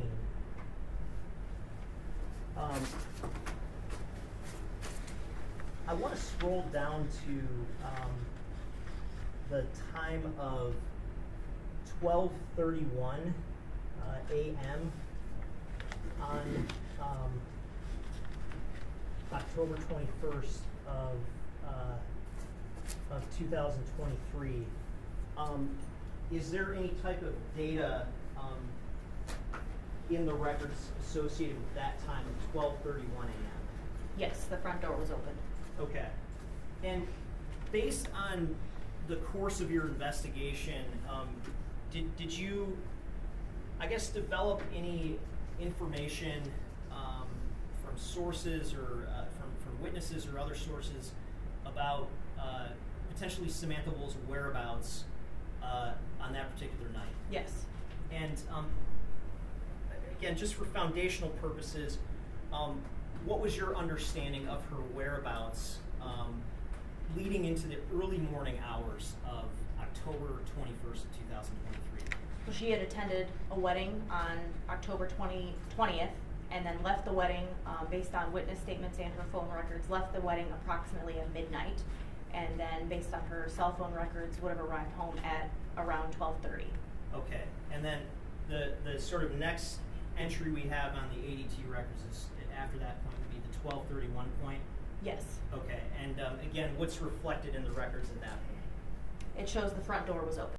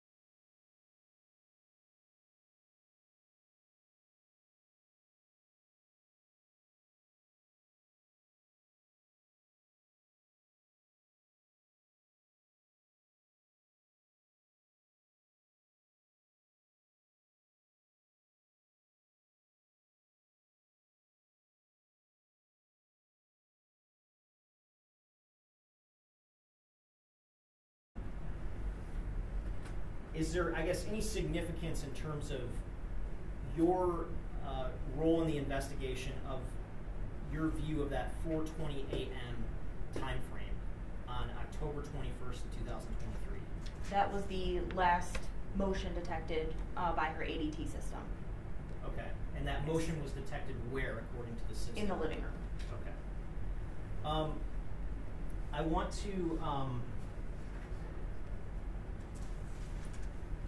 to ask, when you you and your team tested the ADT system, did you test how far one would have to be in the house for motion to be detected in the living room? Yes. And approximately how far away from the front door would one have to get for that motion detection in the living room to be triggered? It was approximately 200 inches from the front door into the residence. 200 inches? About, yes. Okay, so we're talking, what is that? 17 feet, approximately. So more than a dozen Mhm. feet, you'd say? Mhm. Okay. Yes. You heard Trooper Martinez testify about an arrest that he observed on November 30th of 2023. On that particular day, did you participate in any sort of relevant steps as it relates to this investigation? Yes, I participated in a search warrant at 454 Alexandrian Apartment B. Okay, and where is that particular apartment located? In the city of Detroit. Okay, what neighborhood within the city? I couldn't say the particular neighborhood. Okay.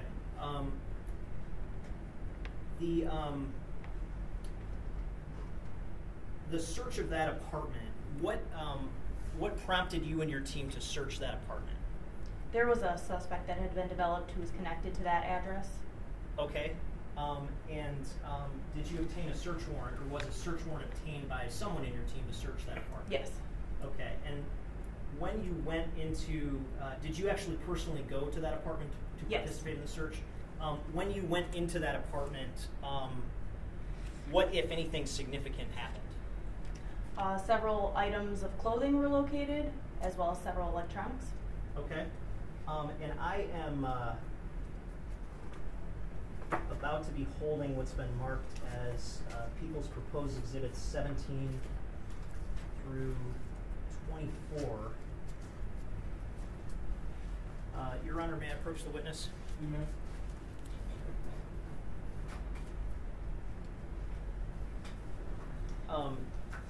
Handing you Proposed Exhibits 17 through 24. As a general matter, what are Exhibits 17 through 24? The photos reflect the apartment that we searched at 454 Alexandrian Street. Okay, and is it fair to say that you didn't take those photos? No, I did yourself? not. Is that correct? But do those photos taken together fairly and accurately depict things that you personally observed when you were searching that apartment? Yes. Okay. Your Honor, I move to admit Proposed Exhibits 17 through 24. Any objection? No objection. Admitted? Thank you, Your Honor. May I publish? Yes.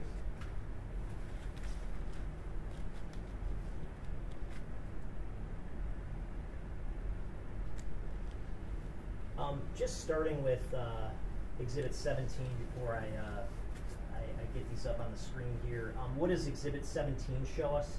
It shows the outside of the apartment building. Okay, and that would be located at 454 West Alexandrian? Yes. Okay, and how about Exhibit 18? This shows directly inside the apartment. And sorry, I'm having trouble getting these up on my screen, but if you could just walk us through, how about Exhibit 19? What does that show us? This shows an angle towards the kitchen and towards the closet area of the apartment. Okay, and in terms of evidence that was searched at this particular location, were there any seizures that were ultimately made? Yes. And are any of those seizures sort of depicted in Exhibit 19? Not that you can specifically see. Okay. And how about Exhibits 20 and 21 and 22? What do those reflect? 21 reflects a parking notice that is addressed to Michael Manuel Jackson-Bolanos, and 22 shows a bridge card addressed to Michael Jackson. Okay. And in terms of Exhibit 23, I could just have one moment to try to publish this.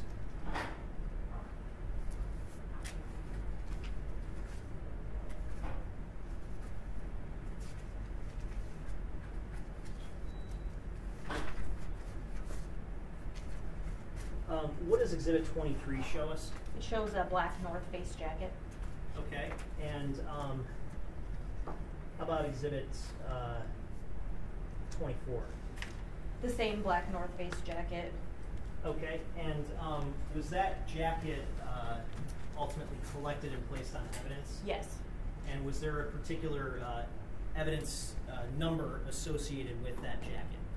Yes, but I don't recall it off the top of my head. Okay. If you you heard some testimony before about the evidence tracker in this case, if you were to take a look at that evidence tracker list, would that refresh your recollection? Yes. Okay. And if, Your Honor, if I could just have the witness step down for a moment, back to my computer. Okay.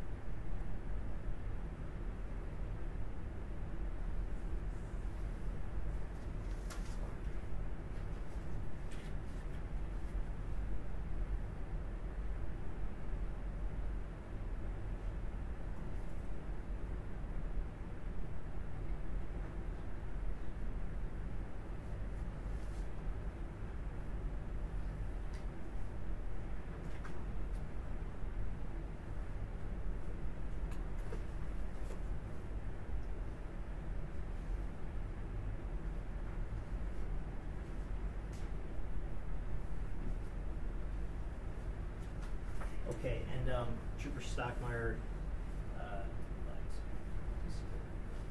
okay, we can take the stand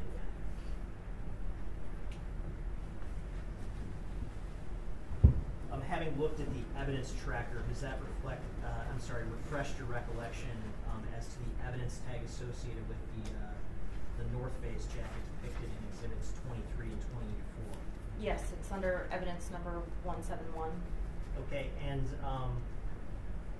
what was it that prompted you and your team to view that jacket as having enough evidentiary significance that it was seized? Based on the CCTV footage and the extensive video canvas, we determined that North Face jacket was one that was worn by the suspect on that night, which prompted us to seize it. And after that jacket was seized, were any arrangements made to have that jacket and the blood sample from Samantha Woll be sent to the Michigan State Police Crime Lab for analysis? Yes. Okay. And at some point, as the officer in charge, did certain reports come into your possession from the Michigan State Police Crime Lab as it relates to those items? Yes. Your Honor, at this time, I'm holding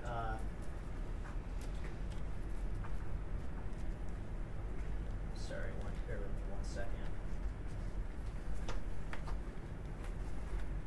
Do you have the two lab reports in your hand? Yes. Okay, and are those reports do they have proposed evidence numbers associated with them? Yes, 25 and 26. Okay. And Judge, I would object to, I guess, the mission of this black North Face jacket.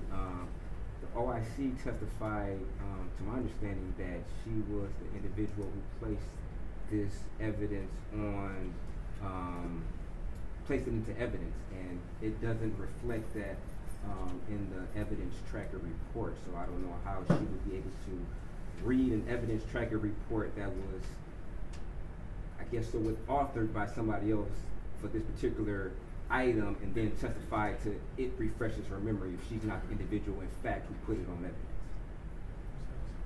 Judge, she did not testify that she was the one that put it onto evidence herself, but as the officer in charge, she certainly has access to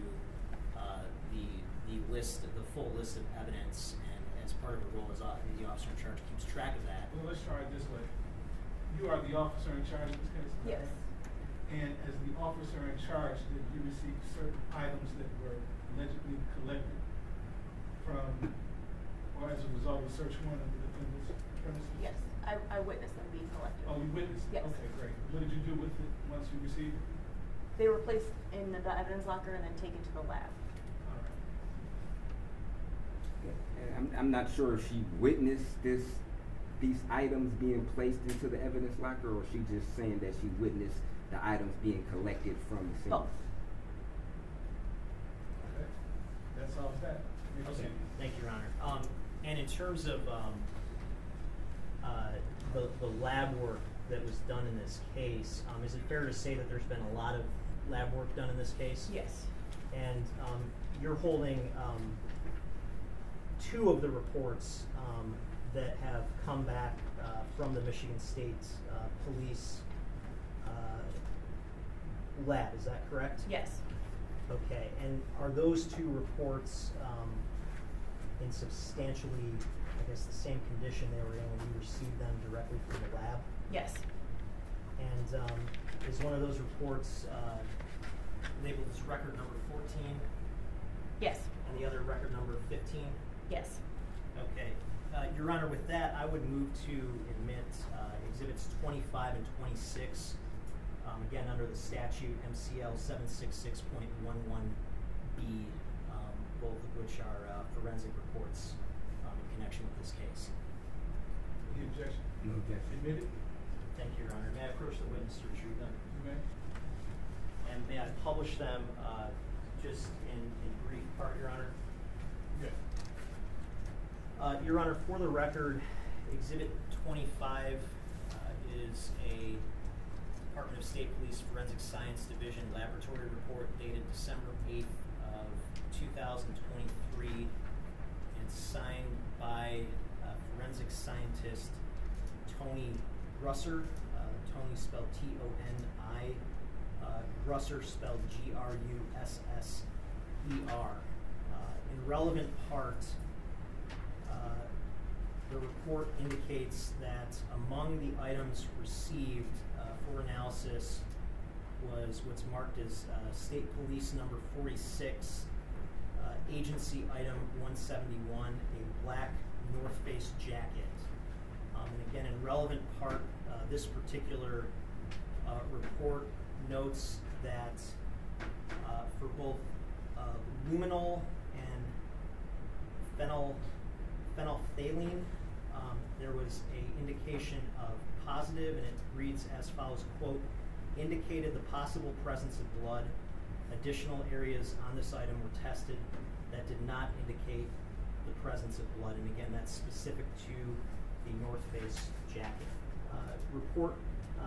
Exhibit number 26 is a State of Michigan Department of State Police Forensic Science Division laboratory report dated December 10th of 2023 and authored by a forensic scientist named Erica Anderson, common spelling. And in relevant parts, it indicates that among the evidence that was analyzed was Samantha Woll known blood swab. North Face jacket front stain near left pocket swabs, North Face jacket lower right sleeve stain swabs, North Face jacket higher right sleeve stain swabs. And in relevant part, as it relates to the North Face jacket higher right sleeve stain swabs, the report indicates interpretation of that item was performed assuming that the DNA profile originated from two individuals. The report notes two hypotheses. Hypothesis one is that it originated from Samantha Woll, the known blood swab, and one unrelated unknown contributor. Hypothesis two is that it originated from two unrelated unknown contributors. The results are, and I quote, based on the DNA typing results obtained from the North Face jacket higher right sleeve stain swabs, it is approximately 2.2 trillion times more likely if it originated from Samantha Woll and one unrelated unknown contributor than if it originated from two unrelated unknown contributors. It provides a verbal scale and indicates, quote, this analysis provides very strong support that Samantha Woll is a contributor to the North Face jacket higher right sleeve stain swabs, and I think as the court is probably aware, the verbal scale, very strong support, is indicated on the report as being the highest on the scale. All right. And with that, I don't have any further questions, Your Honor. Yes. Good afternoon, Detective. Hello. Now, you're the OIC on this case, correct? Correct. Okay, so you were able to, you were the individual who, I guess, typed up the investigator's report? Yes. Okay, and you're familiar with, I guess, the history of this case, correct? Yes. Okay, were you able to go to the scene of this particular incident on the night of or the day of? No. Okay. When did you first arrive to the scene? I first went to the scene on November 9th to test the ADT system. November 9th, okay. But you did review the pictures that were taken from the scene by the evidence techs, correct? Yes. Okay. And if you were to see those pictures, you would be able to identify if they came from the scene, correct? Yes. Okay. Isn't it true that my client wasn't the first individual who was arrested on this particular case, correct? Yes, that is true. Okay. And it's also true that in your investigator's report that you typed up, you indicated that a neighbor heard a scream around 1:38, correct? That's in your investigator's report, Yes. correct? Okay. Now, you also indicated that you did some type of, I guess, test to see where the threshold of this ADT for picking up motion, correct? Yes. Okay, and you stated that it was around approximately 200 inches, which is around 16 to 17 feet, correct? Correct. Okay. Were you able to, well, probably not. Your Honor, may I approach with Defense Exhibit A to show her a picture?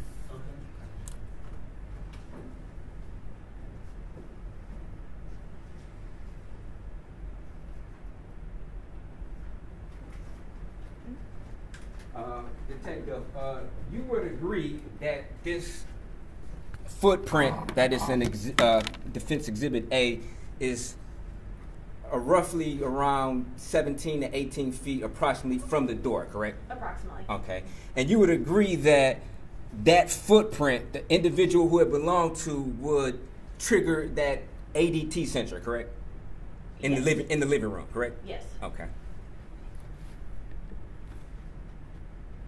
You would also indicate from your viewing of the pictures that there's a substantial amount of blood there's accumulated by the door, not the front door, but the side door, correct? Or some door in the hallway, correct? By the steps.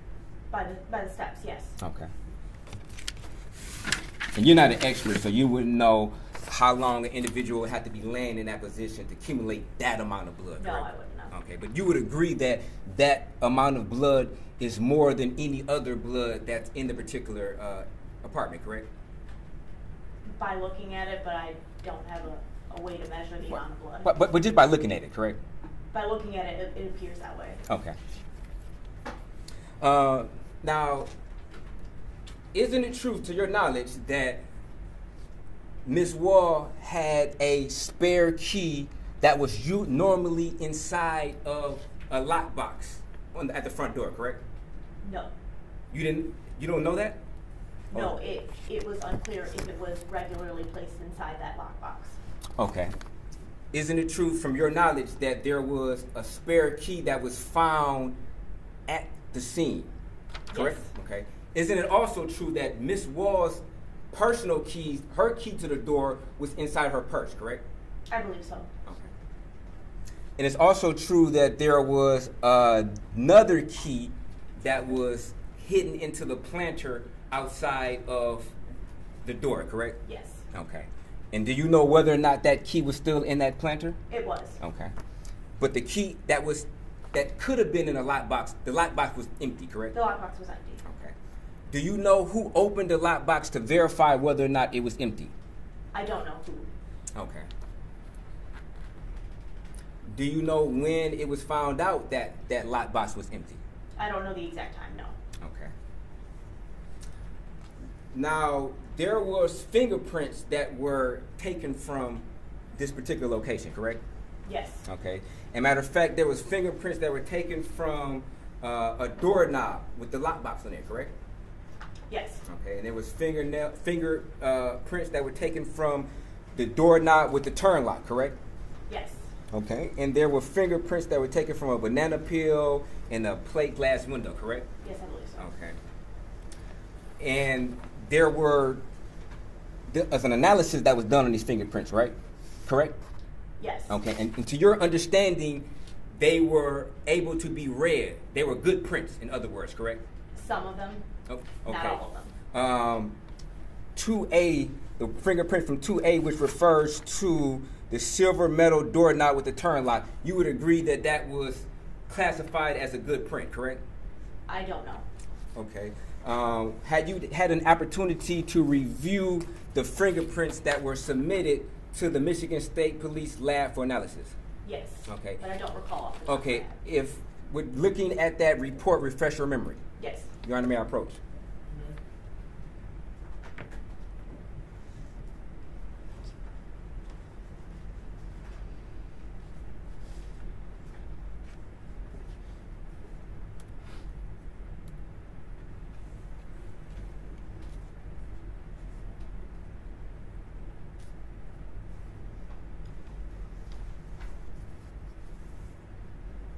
May I approach? Did that refresh your memory? Oh, I'm sorry. Yes. What was the question again? Whether or not specifically the doorknob with the turn lock fingerprints were a good read, a good print, for lack of a better term. It just says latent prints. There were latent prints. Okay.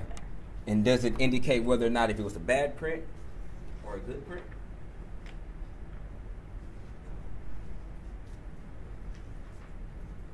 I don't believe the words bad or good are. Yeah, for lack of a better term. I can say it's indicated in the report that there were latent prints, but I don't know if they were good or bad prints. Some of them are usable, some of them are not. Okay. And it does also indicates on that document that Samantha Woll's, her prints were not given to the lab to compare on whether or not those latent prints that were taken were hers or somebody else's, correct? That's correct. Okay. Now, why wouldn't you submit, as an OIC, why wouldn't you submit the victim's fingerprints to the lab to rule out if, in fact, those prints that were collected on those particular items were, in fact, hers? Well, normally we would secure fingerprints from the morgue. However, that was not done in this case because the autopsy was conducted very quickly after the scene. And then we did attempt to find fingerprints through several databases, and there is a search warrant that was done for All Clear database, but those prints were not able to be used by the lab. Okay, when did you become the OIC? I believe it was October 22nd, October the day 22nd. after the homicide. The day after, so, okay. So you would have had enough time to secure the fingerprints, correct? No, the autopsy had been conducted the same day as the homicide scene. Okay. And have you seen pictures of the autopsy? Yes. Okay. It'll be a fair statement that there was bruising on the victim, right? She had a bruise on her eye, a bruise on her forehead, correct? Correct. Okay. She had bruises on, or contusions as the medical examiner, we'll just say bruise in layman's terms. She had bruises on her elbows and her knees, correct? Yes. Okay.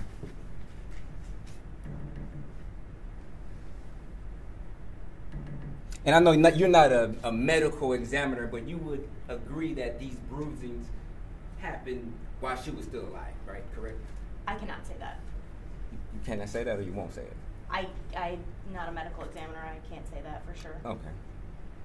But based upon your experience in homicides, do bruises normally occur to people's face after they're dead or before they're dead? I couldn't say. You couldn't say? Okay. Fair enough.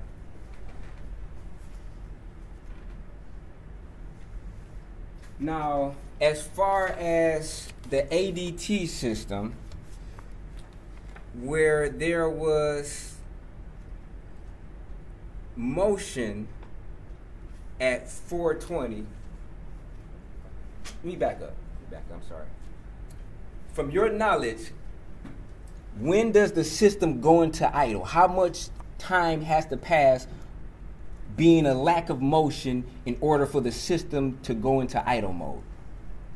I don't think there is a specific time, but I can tell you based off of the results that I reviewed, what I observed. So, okay, so you said you don't think that inside this ADT system there is a pre-programmed value amount as when there is a lack of motion for a particular time interval, it would go into idle mode. That's what you're saying? There very well might be, but I do not know that. I don't work for ADT. Okay, so did you do any type of test to determine whether or not with the estimated time of lack of motion it would be in order for the system to go into idle mode? That would have been conducted on November 9th. Yes. Okay. Tell us then. We're curious to know how much time would have to pass before the system would go into idle mode after detecting motion. I can't say for sure. I don't have the results in front of me. You don't have the results in front of you? Okay. If you'd like me to review the Please. exhibits, yes. Yes.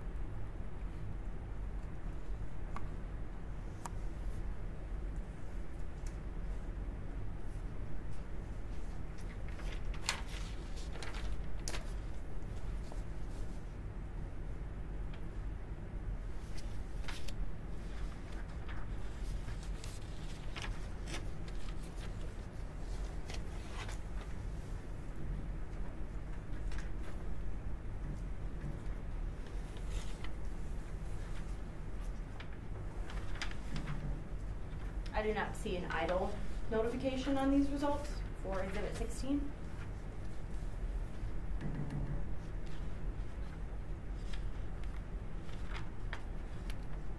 How about Exhibit 15?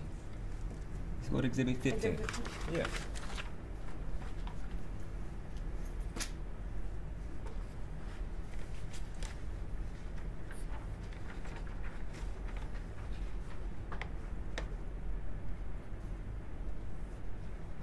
And yes, there are some on here. Okay. So can you answer my question? My question is, how long does it take for there to be a lack of motion in order for the system to go into idle mode on a particular sensor? I can tell you what's on these results. I can't No, testify to what ADT does overall with their systems.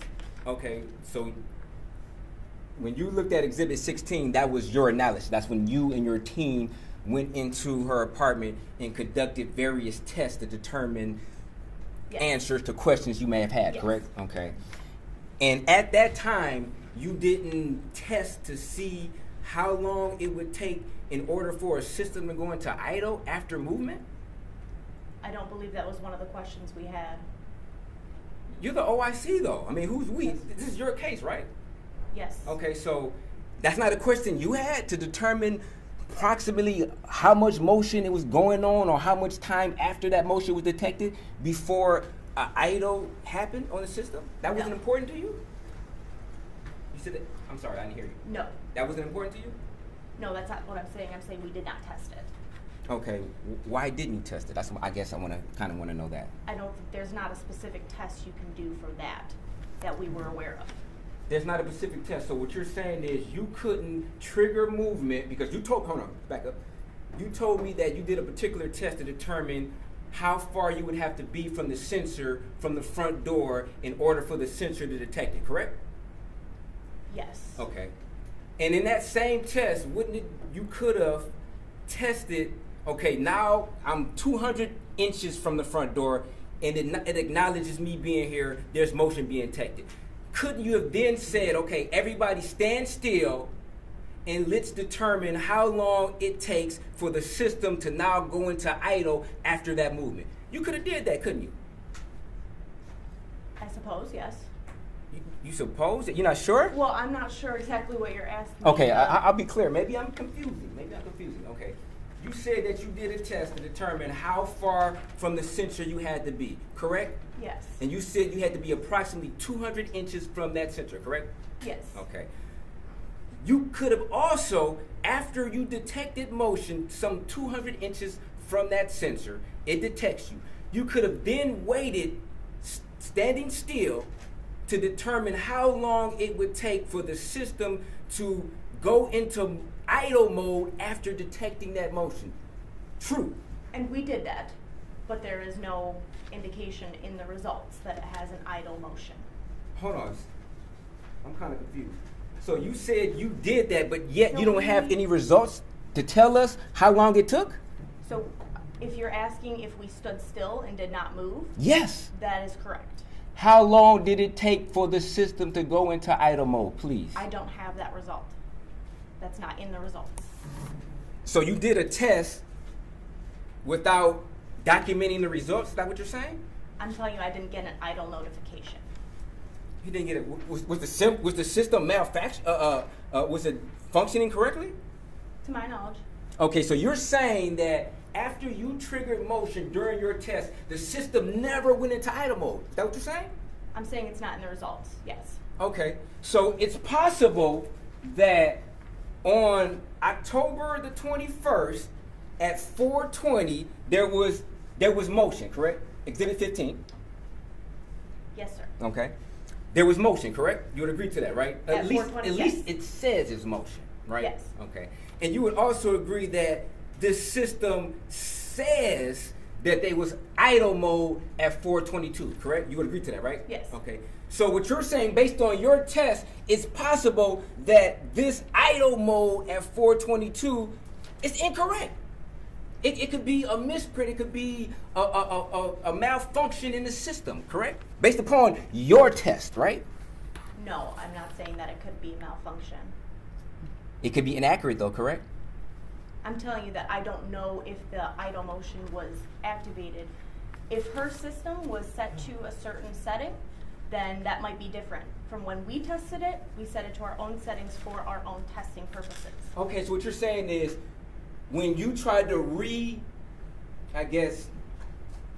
evaluate or reconstruct to see if her system was working, you went in there and started changing her system? You didn't keep it to the way it was on the day of the incident to try to duplicate the same results or similar results? In order to test the system, we would have to change some of the settings. Okay, what settings did you change? Tell us.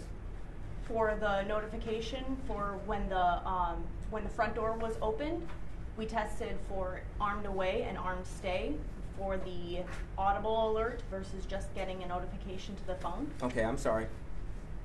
we'll get to that in a minute.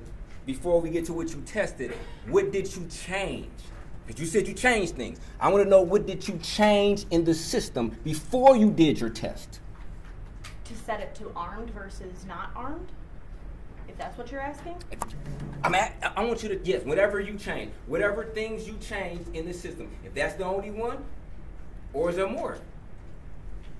I physically can't change her system. I can change like the notifications and if it's armed or not. Okay, that's the only thing. Okay, what notifications did you change? To get in order to get the notifications for her front door was open, or if there was living room detection, if there was an audible alert versus a not audible alert. So you had to change something in the system in order to get that alert? In order for the audible alert. What do you mean, audible alert from her phone or audible alert from the system? From the house. Inside the residence, there would be an audible alert. Okay, what type of auto alert was it? Like a beeping. Okay, so what you're saying is, prior to you changing that, the system wasn't already configured to have a audio alert inside the house? There was an audible alert, yes.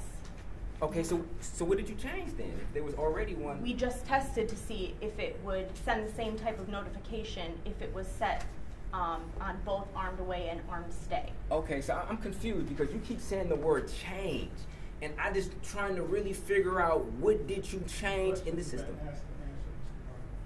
Okay.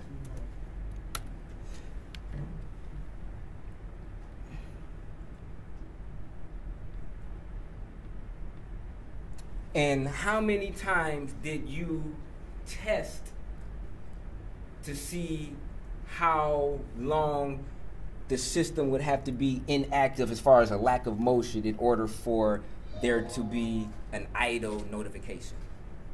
I don't have an exact number for you. If do you remember doing it?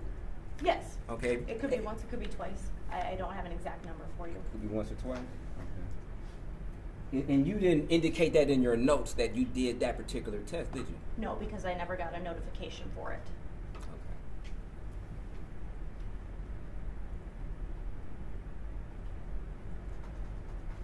So you can't really say, based upon your experience, if it does send a notification for being in idle mode, if that notification is accurate, correct?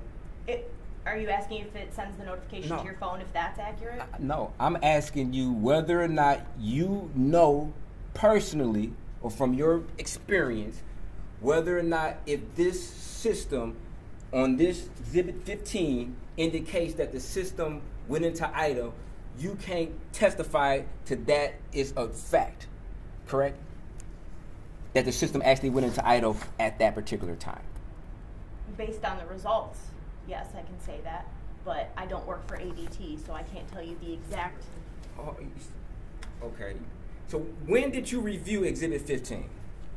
I don't know the specific date, but when we got the return back, I believe I reviewed it the same day. When the return, you would agree that the return wasn't addressed to you, correct? It was not addressed to me. Okay. No. So you were given this? Yes. Okay. Approximately how long ago was it? Was it yesterday? Was it a month ago? Give us an estimate. No, I believe it was still in October, but it was later in October. Okay.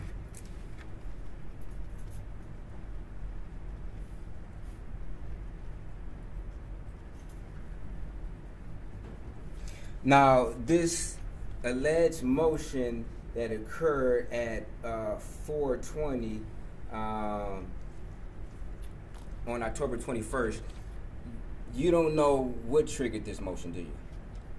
No, I don't know the cause of the trigger. Okay. You don't know if it was the victim getting up from passed out, walking outside, correct? Objection, asked and answered. This is cause for speculation. Fair enough.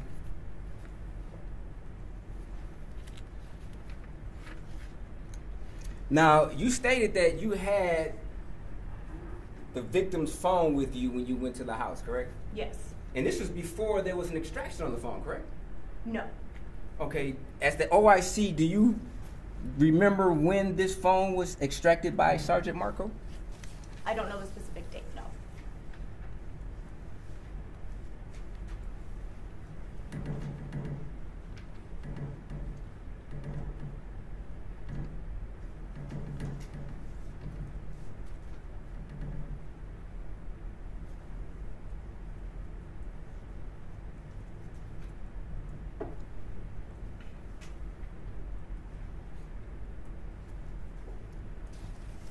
And what day did you go to this house again? I'm sorry? November 9th. November the 9th? Okay. Now, you said you were present at the search of this resident when you or your team recovered a coat, correct? Or a black North Face jacket, correct? Yes. Okay. Did you see the pictures? You were able to view the pictures that were taken of suspected evidence on this coat, correct? Yes. Okay. And it'll be a fair statement that the pictures or the suspected blood was taken from the back side of the sleeve, not the front of the coat, but the back side of the sleeve, correct? Yes. Okay. And one being approximately right here and one being approximately right here, correct? Indicating for the record. Indicating that I'm touching just above my elbow and maybe 3 inches below my wrist. I don't know the exact distance between them, but they're about that. Okay, if I about showed that location. Okay, okay, fair enough. And when you saw this coat, you examined it when they recovered this coat, correct? Yes. Okay. You personally didn't notice any blood on the coat, correct? That's correct. Okay. The coat wasn't covered in blood, correct? No. Okay. And the areas that they suspect were blood were very, very tiny areas that your eyes couldn't detect, correct? No, I could not see them. Okay. And to your knowledge, that's the only areas that was blood suspected on this coat, correct? To my knowledge. Okay. And from your knowledge, being the OIC, there was a buccal swab of my client, correct? Yes. Okay. And there was searches and to see if his DNA was somewhere inside his apartment, correct? Yes. Okay. And it's a fair statement that none of his DNA was found inside of this apartment, correct? That's my understanding, yes. Okay. And his fingerprints weren't found inside his apartment either, correct? Correct. Okay. Matter of fact, there was nothing evidence that you have or can testify to that would in fact place my client inside of this location. That's correct, right? From the evidence you just asked me about, correct. Okay.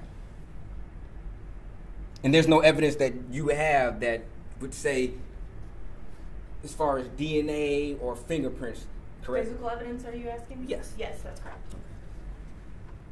And you don't have any camera footage of him leaving the residence or walking inside of the residence, do you? In the area. That's But not my question. I can't say for This sure. is my question. This is my question. My question was very specific. I said, you don't have any camera footage of him walking inside of the residence, correct? That's correct. And you don't have any camera footage of him walking outside of the residence, correct? You needed to find outside. Leaving from the door, walking outside from being That's inside, correct? That's correct. Okay.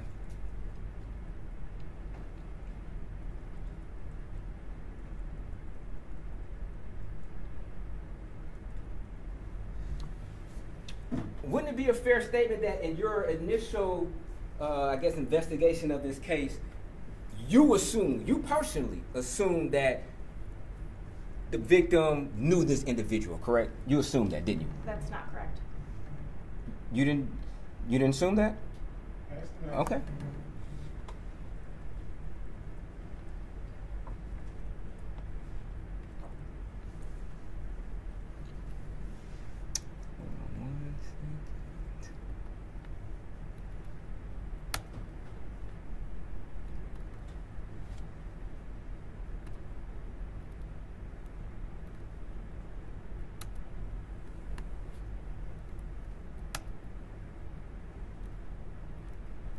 Do you have any more questions, sir? Yes, one question. I got to bring up one document. I'm sorry. One last question.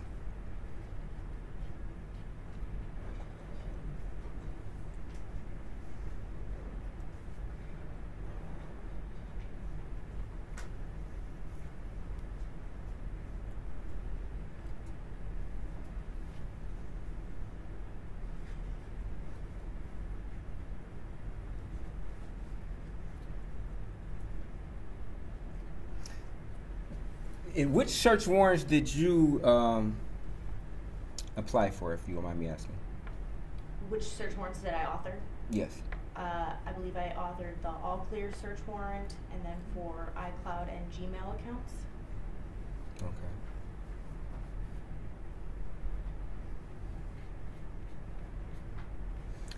Are you familiar with other search warrants that were, let me back up. Were you working in close proximity with Trooper Martinez? Yes. Okay. Did you review some of the search warrants that he submitted? Not before their submission, no. Not before they're submitted? No. Okay. Is that normal practice for? I don't care if it's not. Okay. Okay. Thank you. No further questions. Can you read it again? Just one question. Trooper Stockmeyer, the jacket that you've discussed, when you observed it at the apartment, did it appear clean or dirty? Clean. Okay, thank you. Thank you. You may step back. Who do you know we got? Judge, I do have more witnesses. I think for today's purposes, I would ask that I call Special Agent Brian Toltzis from the FBI. I need about 15 minutes with him. Let's do it. Toltzis. Toltzis.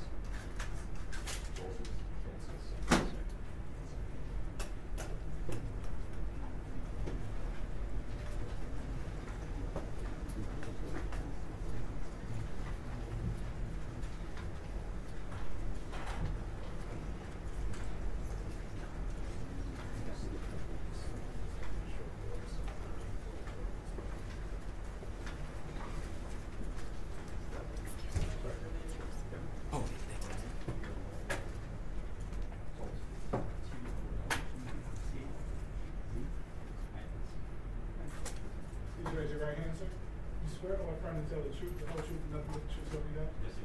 Thank you, sir. Please have a seat. The witness not next to me.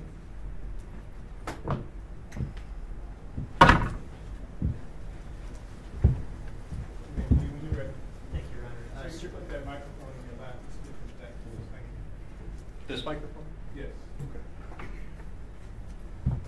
Sir, could you please state your name for the record? It's Brian Toltzis, Toltzis. And what do you do for a living? I'm a special agent with the FBI here in Detroit. And what is your role specifically with the FBI in Detroit? I am currently assigned to the cellular analysis survey team for Detroit. Okay, and what are your responsibilities in connection with your role at that team? So my responsibilities are to assist various investigations through the use of historical call detail records. Okay, and can I ask, would there be any defense challenge to the special agent's qualification as an expert when it comes to the analysis of historical cell call detail records? You have the CB? Yeah, it was produced. For preliminary exam purposes only.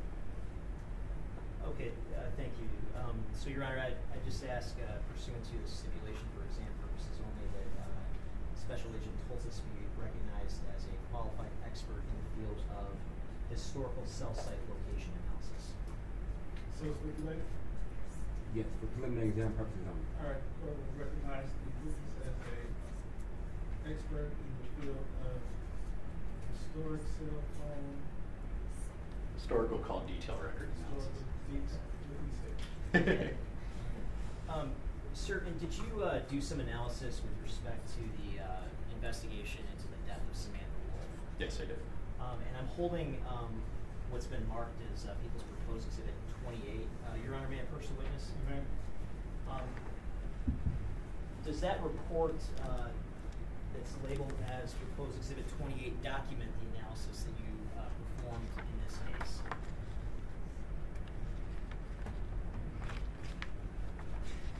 Yes, this is the report. And would you say that's a fair and accurate reflection of the analysis that you performed in this case? Yes. And was your analysis, I guess, for purposes of that report, specific to a particular phone number? Yes, it was. And what phone number was that? It's 248-906-5529. Okay. And Your Honor, at this time, I'm holding what's been marked as People's proposed exhibit 27, which is a CD containing a certified copy of call records for that specific number. I'm asking for that to be admitted under Michigan Rule of Evidence 902, subsection 11. Any objection? Admitted. Thank you. I would also ask at this time that Exhibit 28 be admitted and that I have permission to publish it. Okay. I'm sorry, say that again. Your Honor, I'd ask that proposed Exhibit 28, which is the report that Special Agent Toltzis has in his hand, be admitted and that I have permission to publish it. I would object because this report, I don't believe it's accurate as far as some of the depictions on there on the diagram. How does that go to its admissibility as opposed To his weight. the way I I should? understand, Your Honor. I just want to make my record. Admitted. Okay, thank you, Your Honor. May I publish it? Yes. Okay.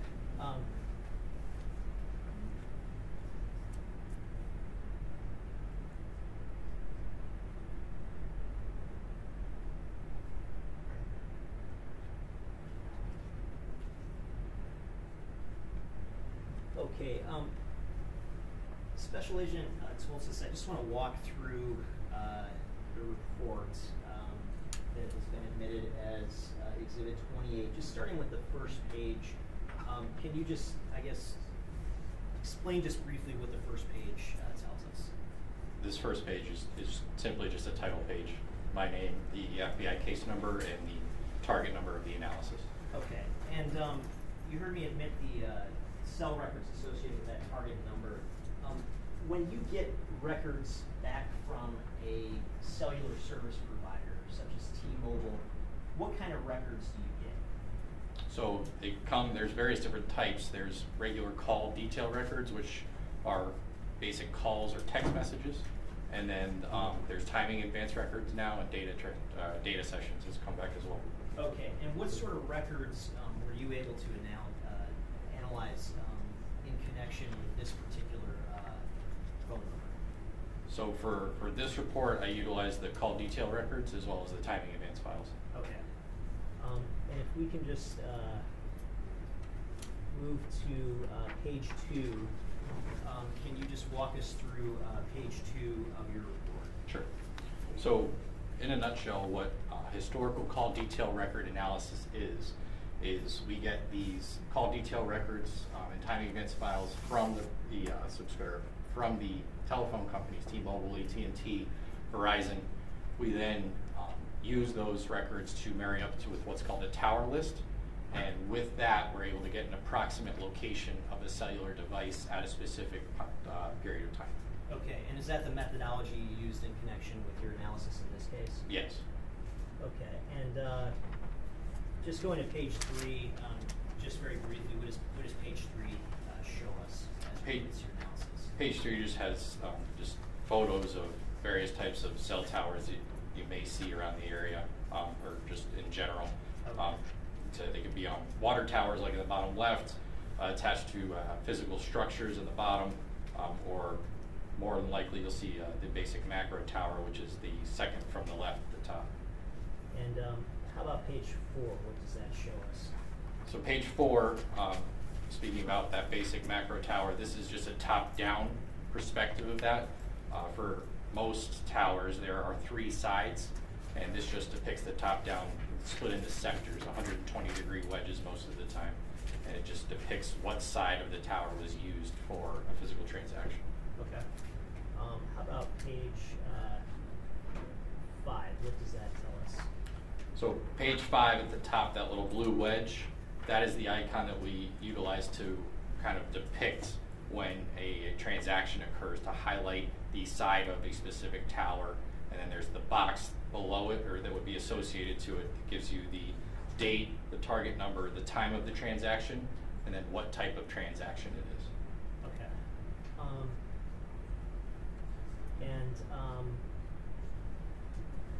You mentioned call detail records. Is there a difference between call detail records and what's known as timing advance? Yes. So, If sorry. you could explain that distinction. So call detail records are kind of like your old paper bills that you would get in the mail from your telephone provider. It has the date and time of telephone call or text message, the two numbers involved in that transaction. These records that we get back with a search warrant, they also provide us with the tower and the side of that tower that was used to facilitate that transaction. Okay. And how about timing it advance? Can you explain what that means as you've depicted here on page 6 of your report? So timing advance is a separate report that we're able to get. The best way to describe timing advance is kind of through an analogy. So if I were to tell everybody in this courtroom to get up and walk out the back door all at the same time, there would inevitably be some congestion as we bump into each other and leave and exit through that rear door. Timing advance is the network's ability to assign phones a specific time slot to interact with the tower so that there's no congestion. So in other words, if I gave every person in here a specific time slot to walk through that back door, we would all file in a neat, orderly fashion and leave out the back door, and there would be no congestion or no issues on the network. Okay. Now, does the timing advance data that you receive from a provider like T-Mobile give you an ability to have some insight into a phone's location at a specific time? Yes, it does. So through the network signaling, it provides a time that the tower or the site, the amount of time it takes for that site to hit the cell phone or communicate with the cell phone, and the time that it takes for that cell phone to reply back to the tower. So we know that the speed of the signal is at the speed of light, and because we have the time that it takes, we're able to get an approximate distance. Okay, and when it comes to the figure that's on page 6 that shows an arc toward the bottom right-hand corner of the screen, can you explain, just in general terms, what that figure reflects in terms of the phone's distance from a tower? So that figure reflects the distance from the tower, the approximate distance from the tower, based on what it says in the timing advance report. And so, if you were looking at data for a specific time, where might you expect to find a phone at that specific time based on a figure like this one on page 6? It would be either within the arc or just outside. Okay. Now, as part of your role with the FBI, from time to time, do you participate in efforts to locate fugitives or individuals who are wanted by law enforcement? Yes. And when you're doing that, do you use phone data to help locate people? Absolutely.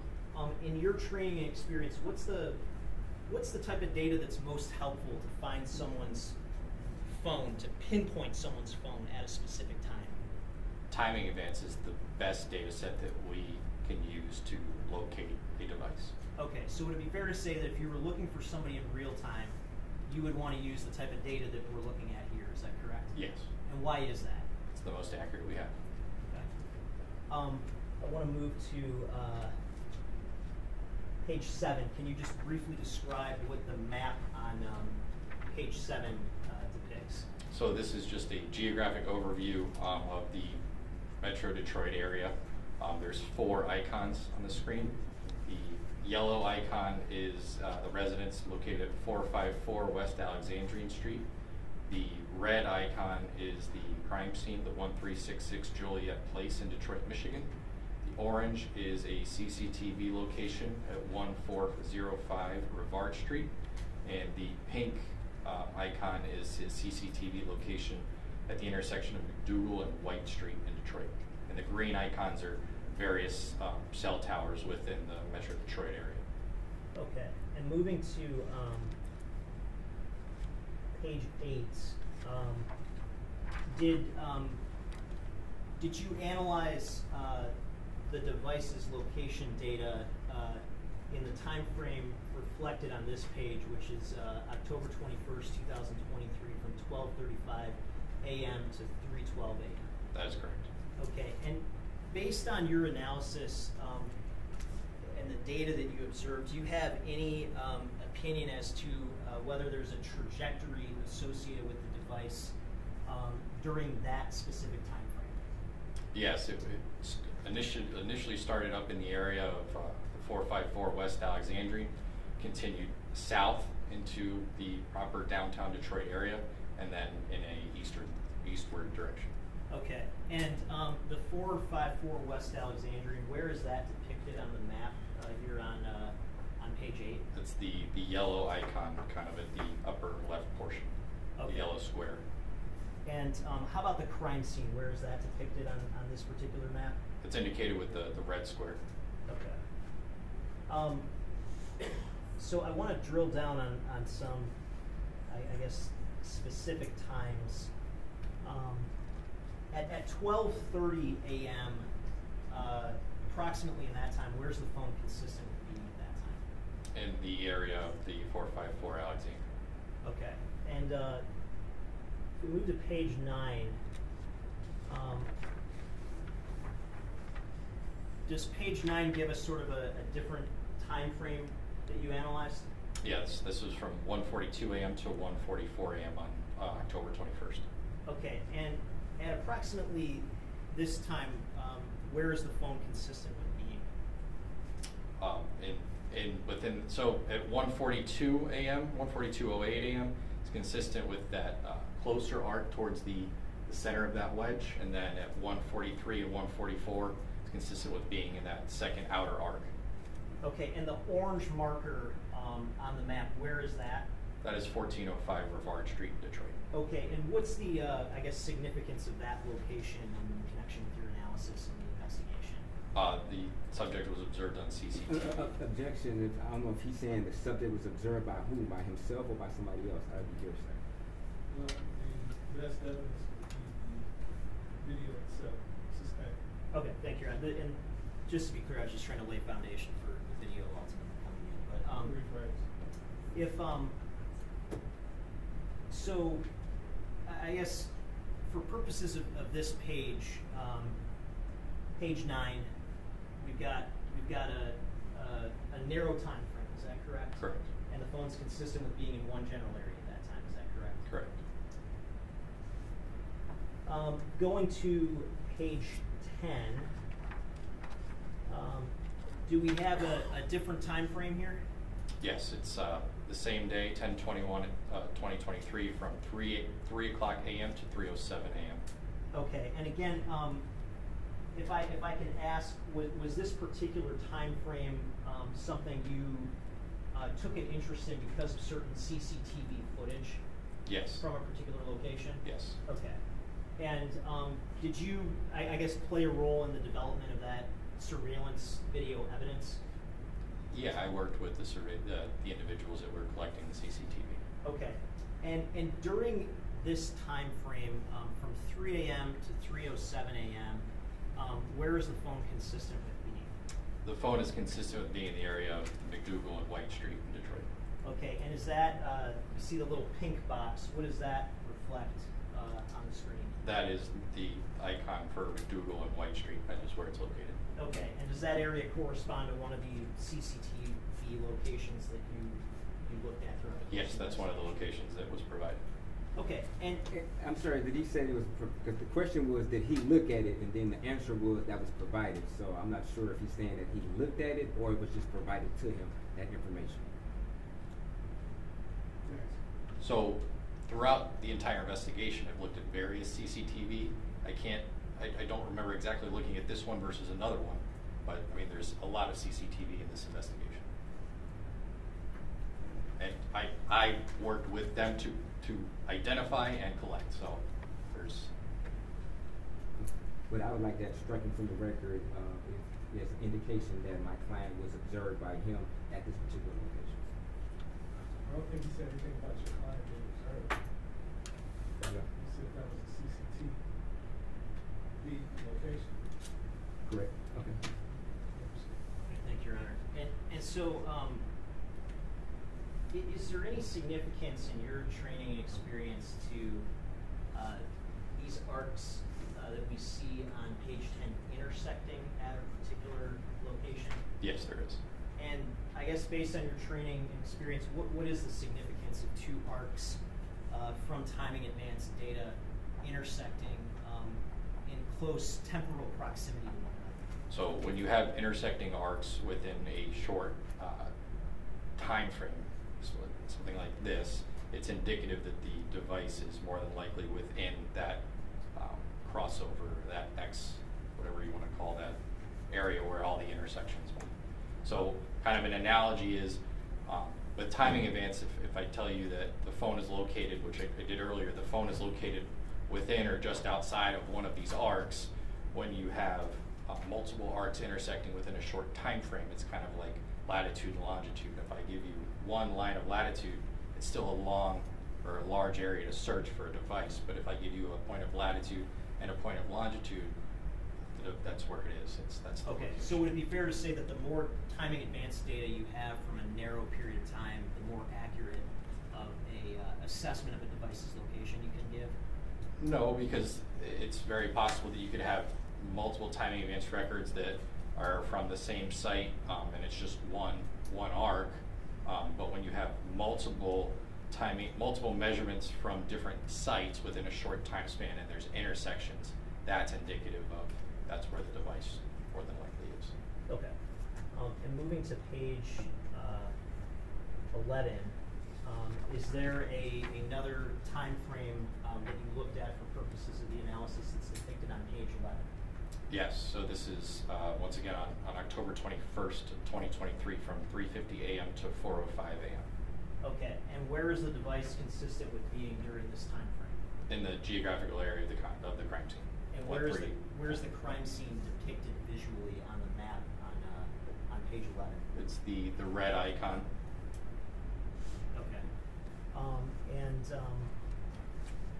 I want to move to the time frame of 4:05 to 4:20 a.m.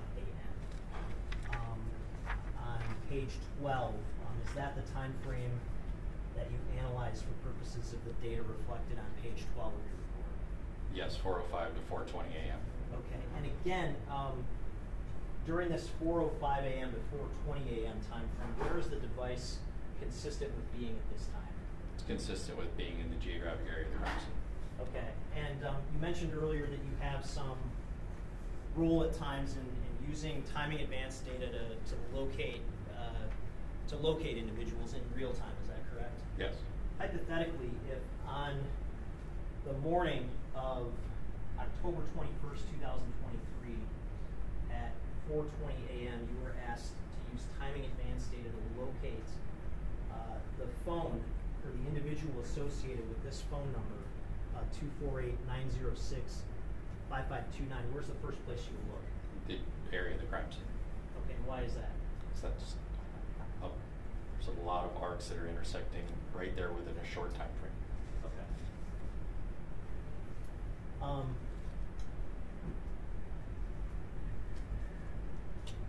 want to move to page 13.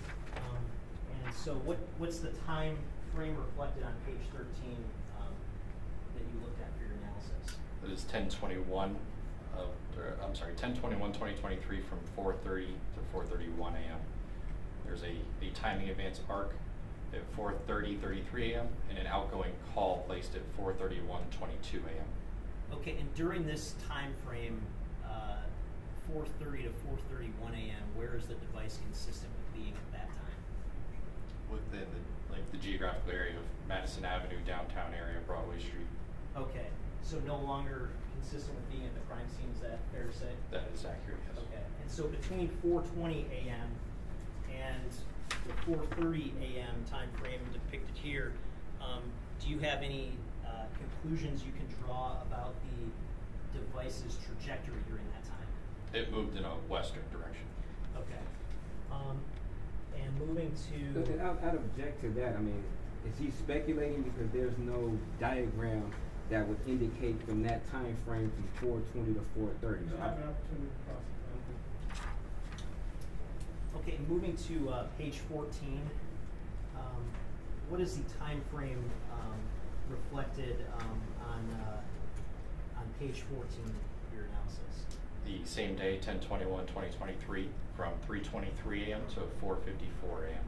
Okay, so a broader a broader time here Correct. compared to the previous slide. Okay.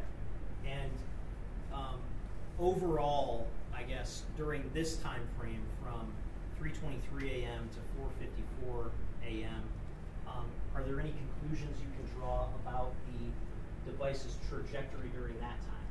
Yes, in totality, it started over in the area of the Mount Elliott Park is the best icon on the map, but it started over there on the east side, moved west, and then back up to the north towards the 454 West Alexandria.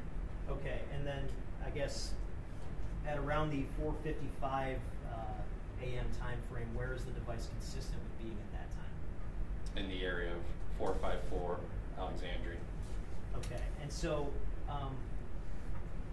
based on your analysis from approximately 12:30 a.m. on October 21st, 2023 through 4:55 a.m.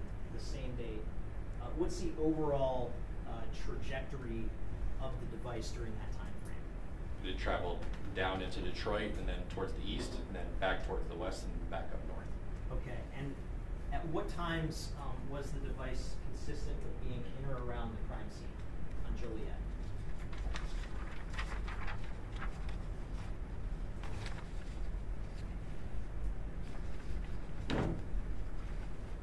Between 3:50 a.m. to around 4:20 a.m. Okay, thank you. Nothing further. So Mr. Elsie lied to me, he told me 15 minutes, how long are you gonna take? 15 minutes. I give you 10. I love it. You don't ask the same question. Good.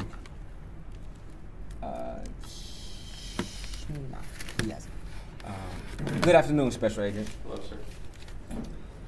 Now, you stated that most towers, we go to page 4, where you said that this is I guess a bird's eye view looking down on the tower. Correct. And it has three different sectors. Correct. And you indicated that most towers have sectors, correct? Most towers have 3 sectors. 3 sectors, okay. Now the towers that you analyzed in this report, did they all have 3 sectors, or did some of them have different amount of sectors? The ones that are depicted in this report were all 3-sided sectors. They're all 3-sided towers, yes. Okay.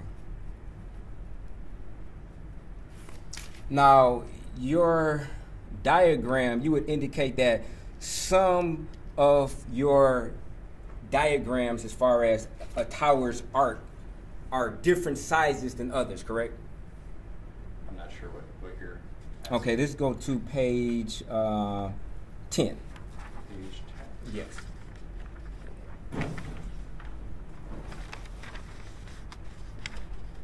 Okay.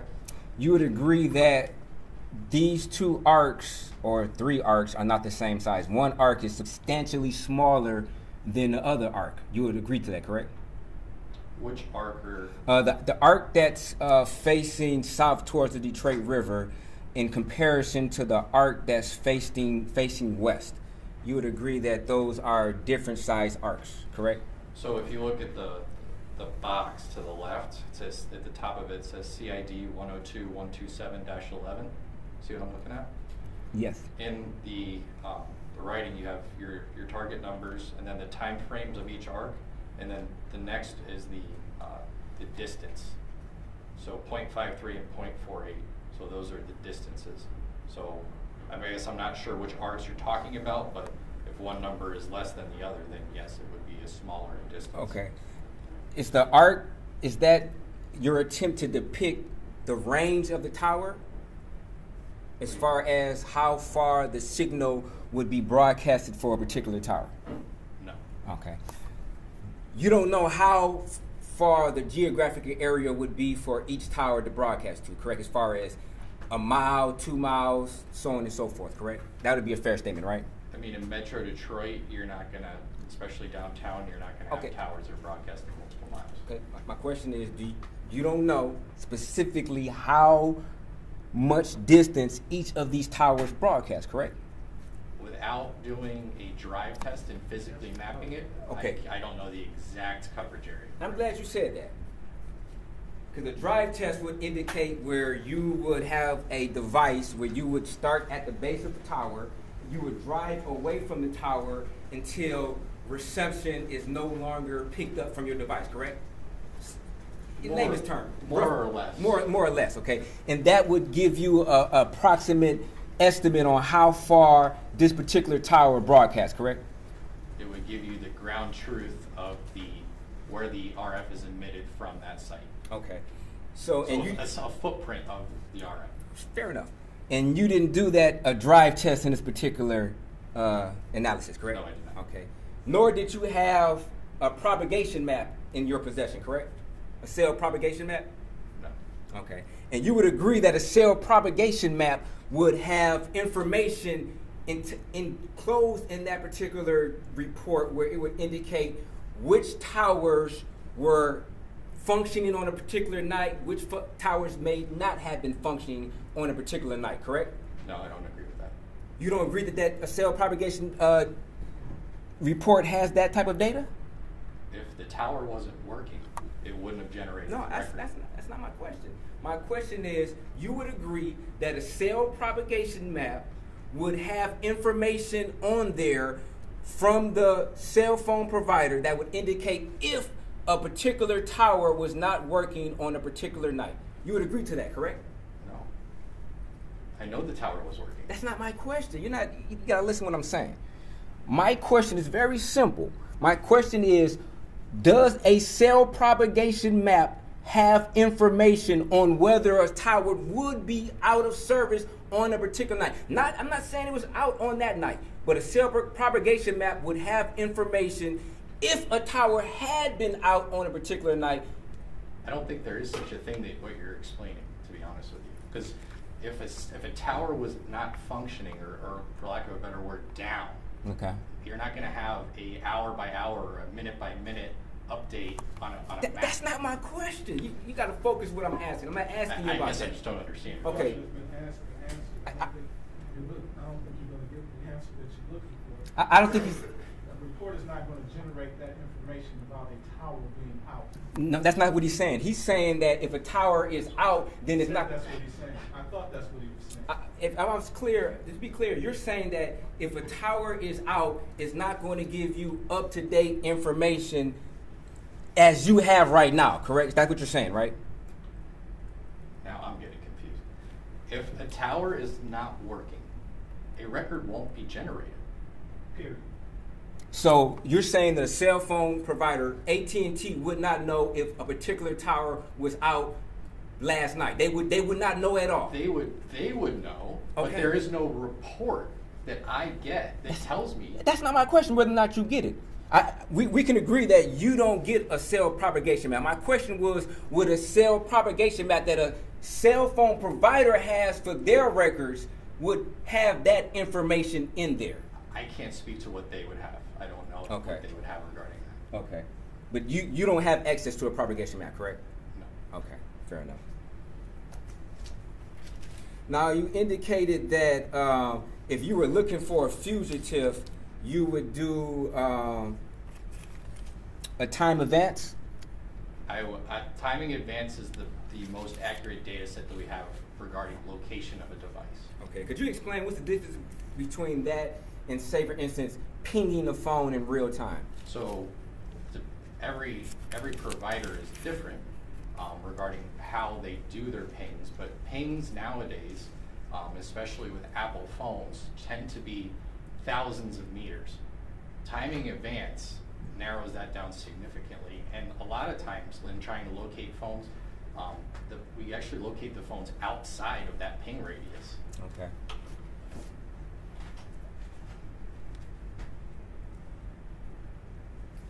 Now, approximately how many cell phone towers were in the geographical area that you analyzed? A lot. I don't know. I don't have a quantitative number for you. Okay. It's a metropolitan downtown area. There's Okay. a lot of sites. Okay, and there could be a number of reasons why a particular phone connects to a particular tower versus, I guess, its neighboring tower, such as congestion, weather. Could be a number of factors. No, Why? So correct? and I guess we should have covered this earlier, but as the phone is sitting stationary in your pocket, all right, your phone is constantly analyzing its environment and choosing The best tower, the correct? best signal, correct? Yes. So isn't it possible that my phone sitting right here can connect to one tower right now, 5 minutes later, for whatever reason, be it congestion, it decides to connect to another tower?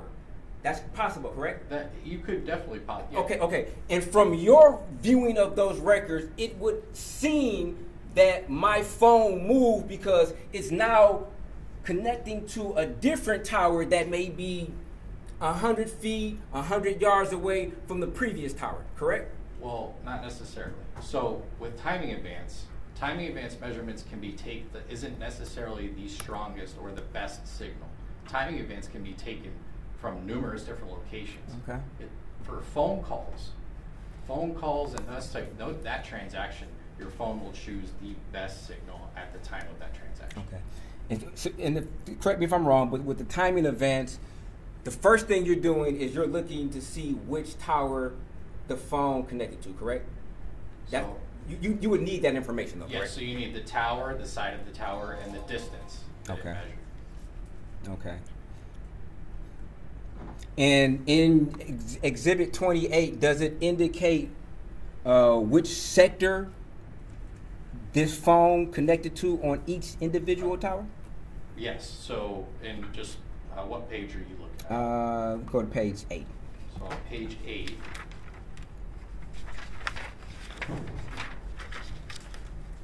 the box at the top left to 21520 is the tower identifier, and -1, so it's sector 1. Okay. Now, as far as the third one down from the top, CID 103810-132, what would that indicate? That would be sector 132, sector 3. I'm confused. You said sector 132, sector 3? It's identified as sector 132, but in T-Mobile it's the second digit, so it's sector 3. 4 minutes. Because if you look at a lot of macro towers, especially downtown, you're going to have multiple sites on different levels. So you can't have the same tower number 123, 123, 123. You can't identify which one's which. So they start to build out the numbers. Okay.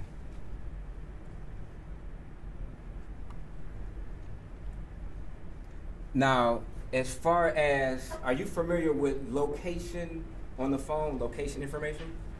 Such as like Google location? Google Maps? Google, I mean, just by using it, yeah, but I'm by no means an expert with Cellbrite or any of that. Okay. So you wouldn't know whether or not Google location would give a more accurate location as far as proximity-wise versus call timing events. It depends. So from what I know about Google location and just investigations and using it, it depends on how that location is derived. There's multiple different ways that location can be derived through Google. Okay, and as part of your training, you don't do any of that analysis as far as trying to determine. If there is Google location that's provided, I can definitely map it in along with the cell phone data. Absolutely, yeah. Okay. What about Apple? As far as Apple location, What about it? is it similar to as far as the proximity of location in comparison to Google? So, as far as I know, and once again, I'm not an expert when it comes to the devices, but Apple's location information is encrypted on both sides of the coin. So unless you have the physical phone and locations from the physical phone, Apple does not provide locations of devices. Okay. Now, as you being a part of law enforcement, it's possible for you to get that particular encryption key from Apple in order to determine. Apple claims they don't even have access to the locations of their phones. So what you're saying that if somebody has an Apple phone, from your perspective, it's impossible to get their location from that device? If I have the physical device, maybe, but if, let's say, I'm looking for somebody, like a fugitive, and they have an Apple phone, I cannot get location information from Apple. Okay, so if you had the device, But that's a Cellbrite. Okay, was the device ever provided to you in order for you to at least try to see if you could get that particular location from the actual physical device? No, because that's out of my purview. That's out of your purview? Okay, you indicated that if you had the phone, you could possibly determine it. Were you talking about yourself, or were you talking about in general? No, just in general investigations. Like I said, I am by no means an expert in Cellbrite and physical devices. I'm the expert in regards to historical records from the providers themselves. Okay, and what type of software do you use in order to do your analysis? We use ESPA, Gladiator. Excuse me? Gladiator is the company. Gladiator? ESPA. Okay. ESPA. And that particular software you use is only effective in gathering time events data? No, it's effective in mapping multiple different data sets. Or you're just not trained in using the different other data sets other than time in advance, correct? Well, I guess, what do you mean? Because now we're talking about... Okay, what do you mean? Okay, well, we're talking about two separate things. I've said now, I think 3 times, that I am by no means a Cellbrite expert. Okay. But when it comes to location information provided by the cell phone providers, call detail records, timing events, things like that, then yes. Okay, I understand. And you stated that this software that came from Gladiator, you're proficient on this software? Yes. Okay. What other location device or location information does this particular software provide other than timing events? The software doesn't provide any information. Okay, what other location device can you analyze using the software? You can put, if there's Google location available, and the simplified CSV that's sent out from a search warrant, we can plug that in. Okay. And do you know how to do that? Do you know how to plug the information in? Yes. Okay. What about Apple? If you have the physical phone, can you hook your software up to the phone using Gladiator software to find out where the location of this phone have been in the past? If there is a Excel spreadsheet with dates, times, and like lat longs and location information, I can plug that into the software. That may or may not, I don't know, be derived from the extraction of the device. But like I said, that's out of my purview. Okay, and you didn't, and you weren't provided with longitude, latitude in this particular case, correct? Not from anything other than the cellular records. Okay. Okay. I guess we have to finish. How much more do you have to know? Just a couple questions. Means 2. Maybe 4 or 5. I just want to get a better understanding, but if we can go another 5 minutes possibly, or we can reconvene. It's up to you. Okay, thank you. Now, did you request this information from the OIC possibly, as far as Request what information? the longitude, latitude from this Apple device? No, I did not request that. Okay.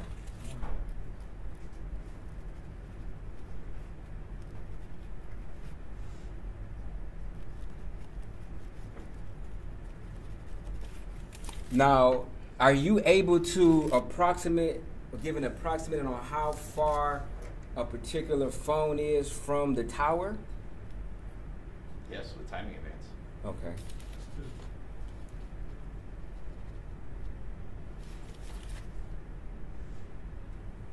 And let's see, and last question, the question was asked of you, what's your opinion of the trajectory of the phone from the from the time of 4:20 to 4:30, and you made, I guess, an estimate.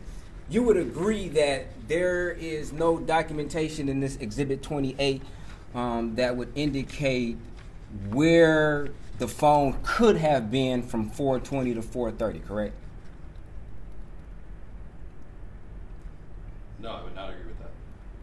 On page 14, there is at 4:20, 28, 4:25, 48, 4:30, 33, 4:31, 22. There's all timing advance data that's mapped. Okay. No further questions. All right.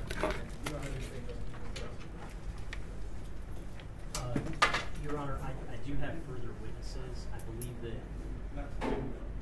yeah, today. I'm talking about this witness. Absolutely. Thank you, sir. You may step down. Thank you, sir. Okay, so we need to get another date real fast.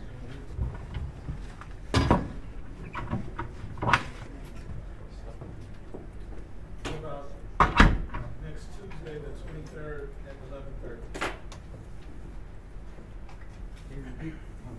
Next Tuesday, the 23rd 23rd. at 11:30.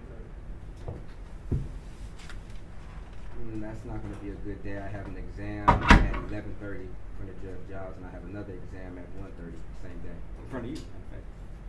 Continuation. 1:30? Yes, continuation. How from many that. more witnesses do you have? Your Honor, 4 witnesses total. And ours is a continuation at 1:30? Yes. How many more witnesses on that?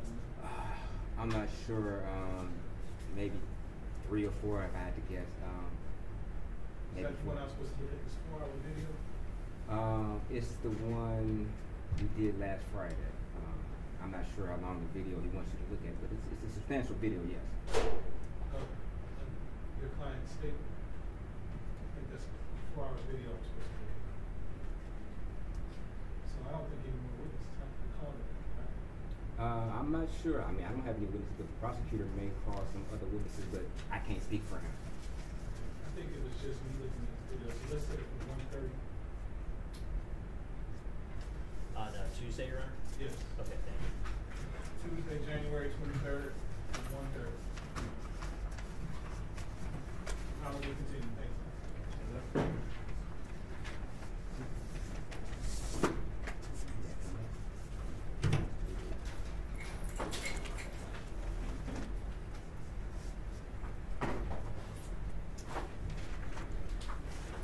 Mr. Elsie, your exhibit is up here.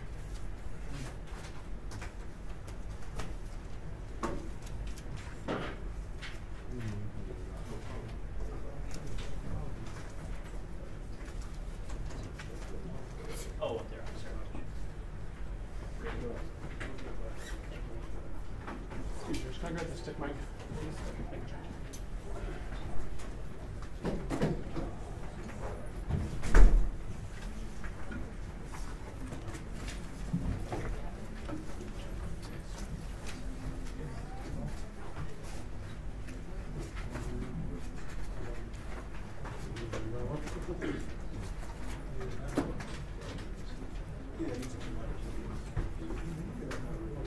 This one? Oh.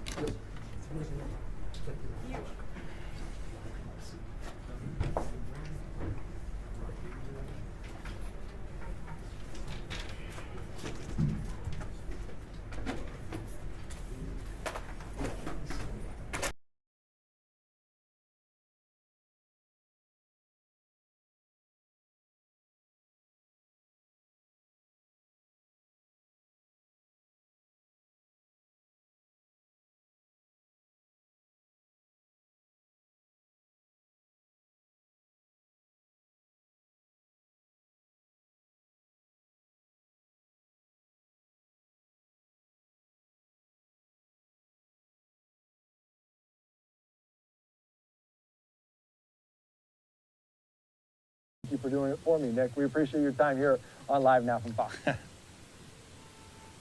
Thank you. All right, thank you again as we continue on covering that, well, maybe not so major snowstorm, but a major fact that they did finally get that 1 inch of snow one more time there at Lady Liberty.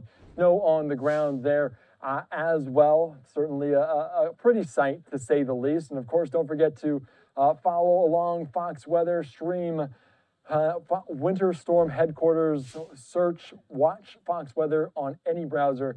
You'll get that here as we continue to thank our partners over there as they do a great job. New York City potentially going to get another round come this weekend, early this weekend. All right, I'm Andy Mack here on Live Now from Fox. Thanks so much for joining us. We'll be back after this.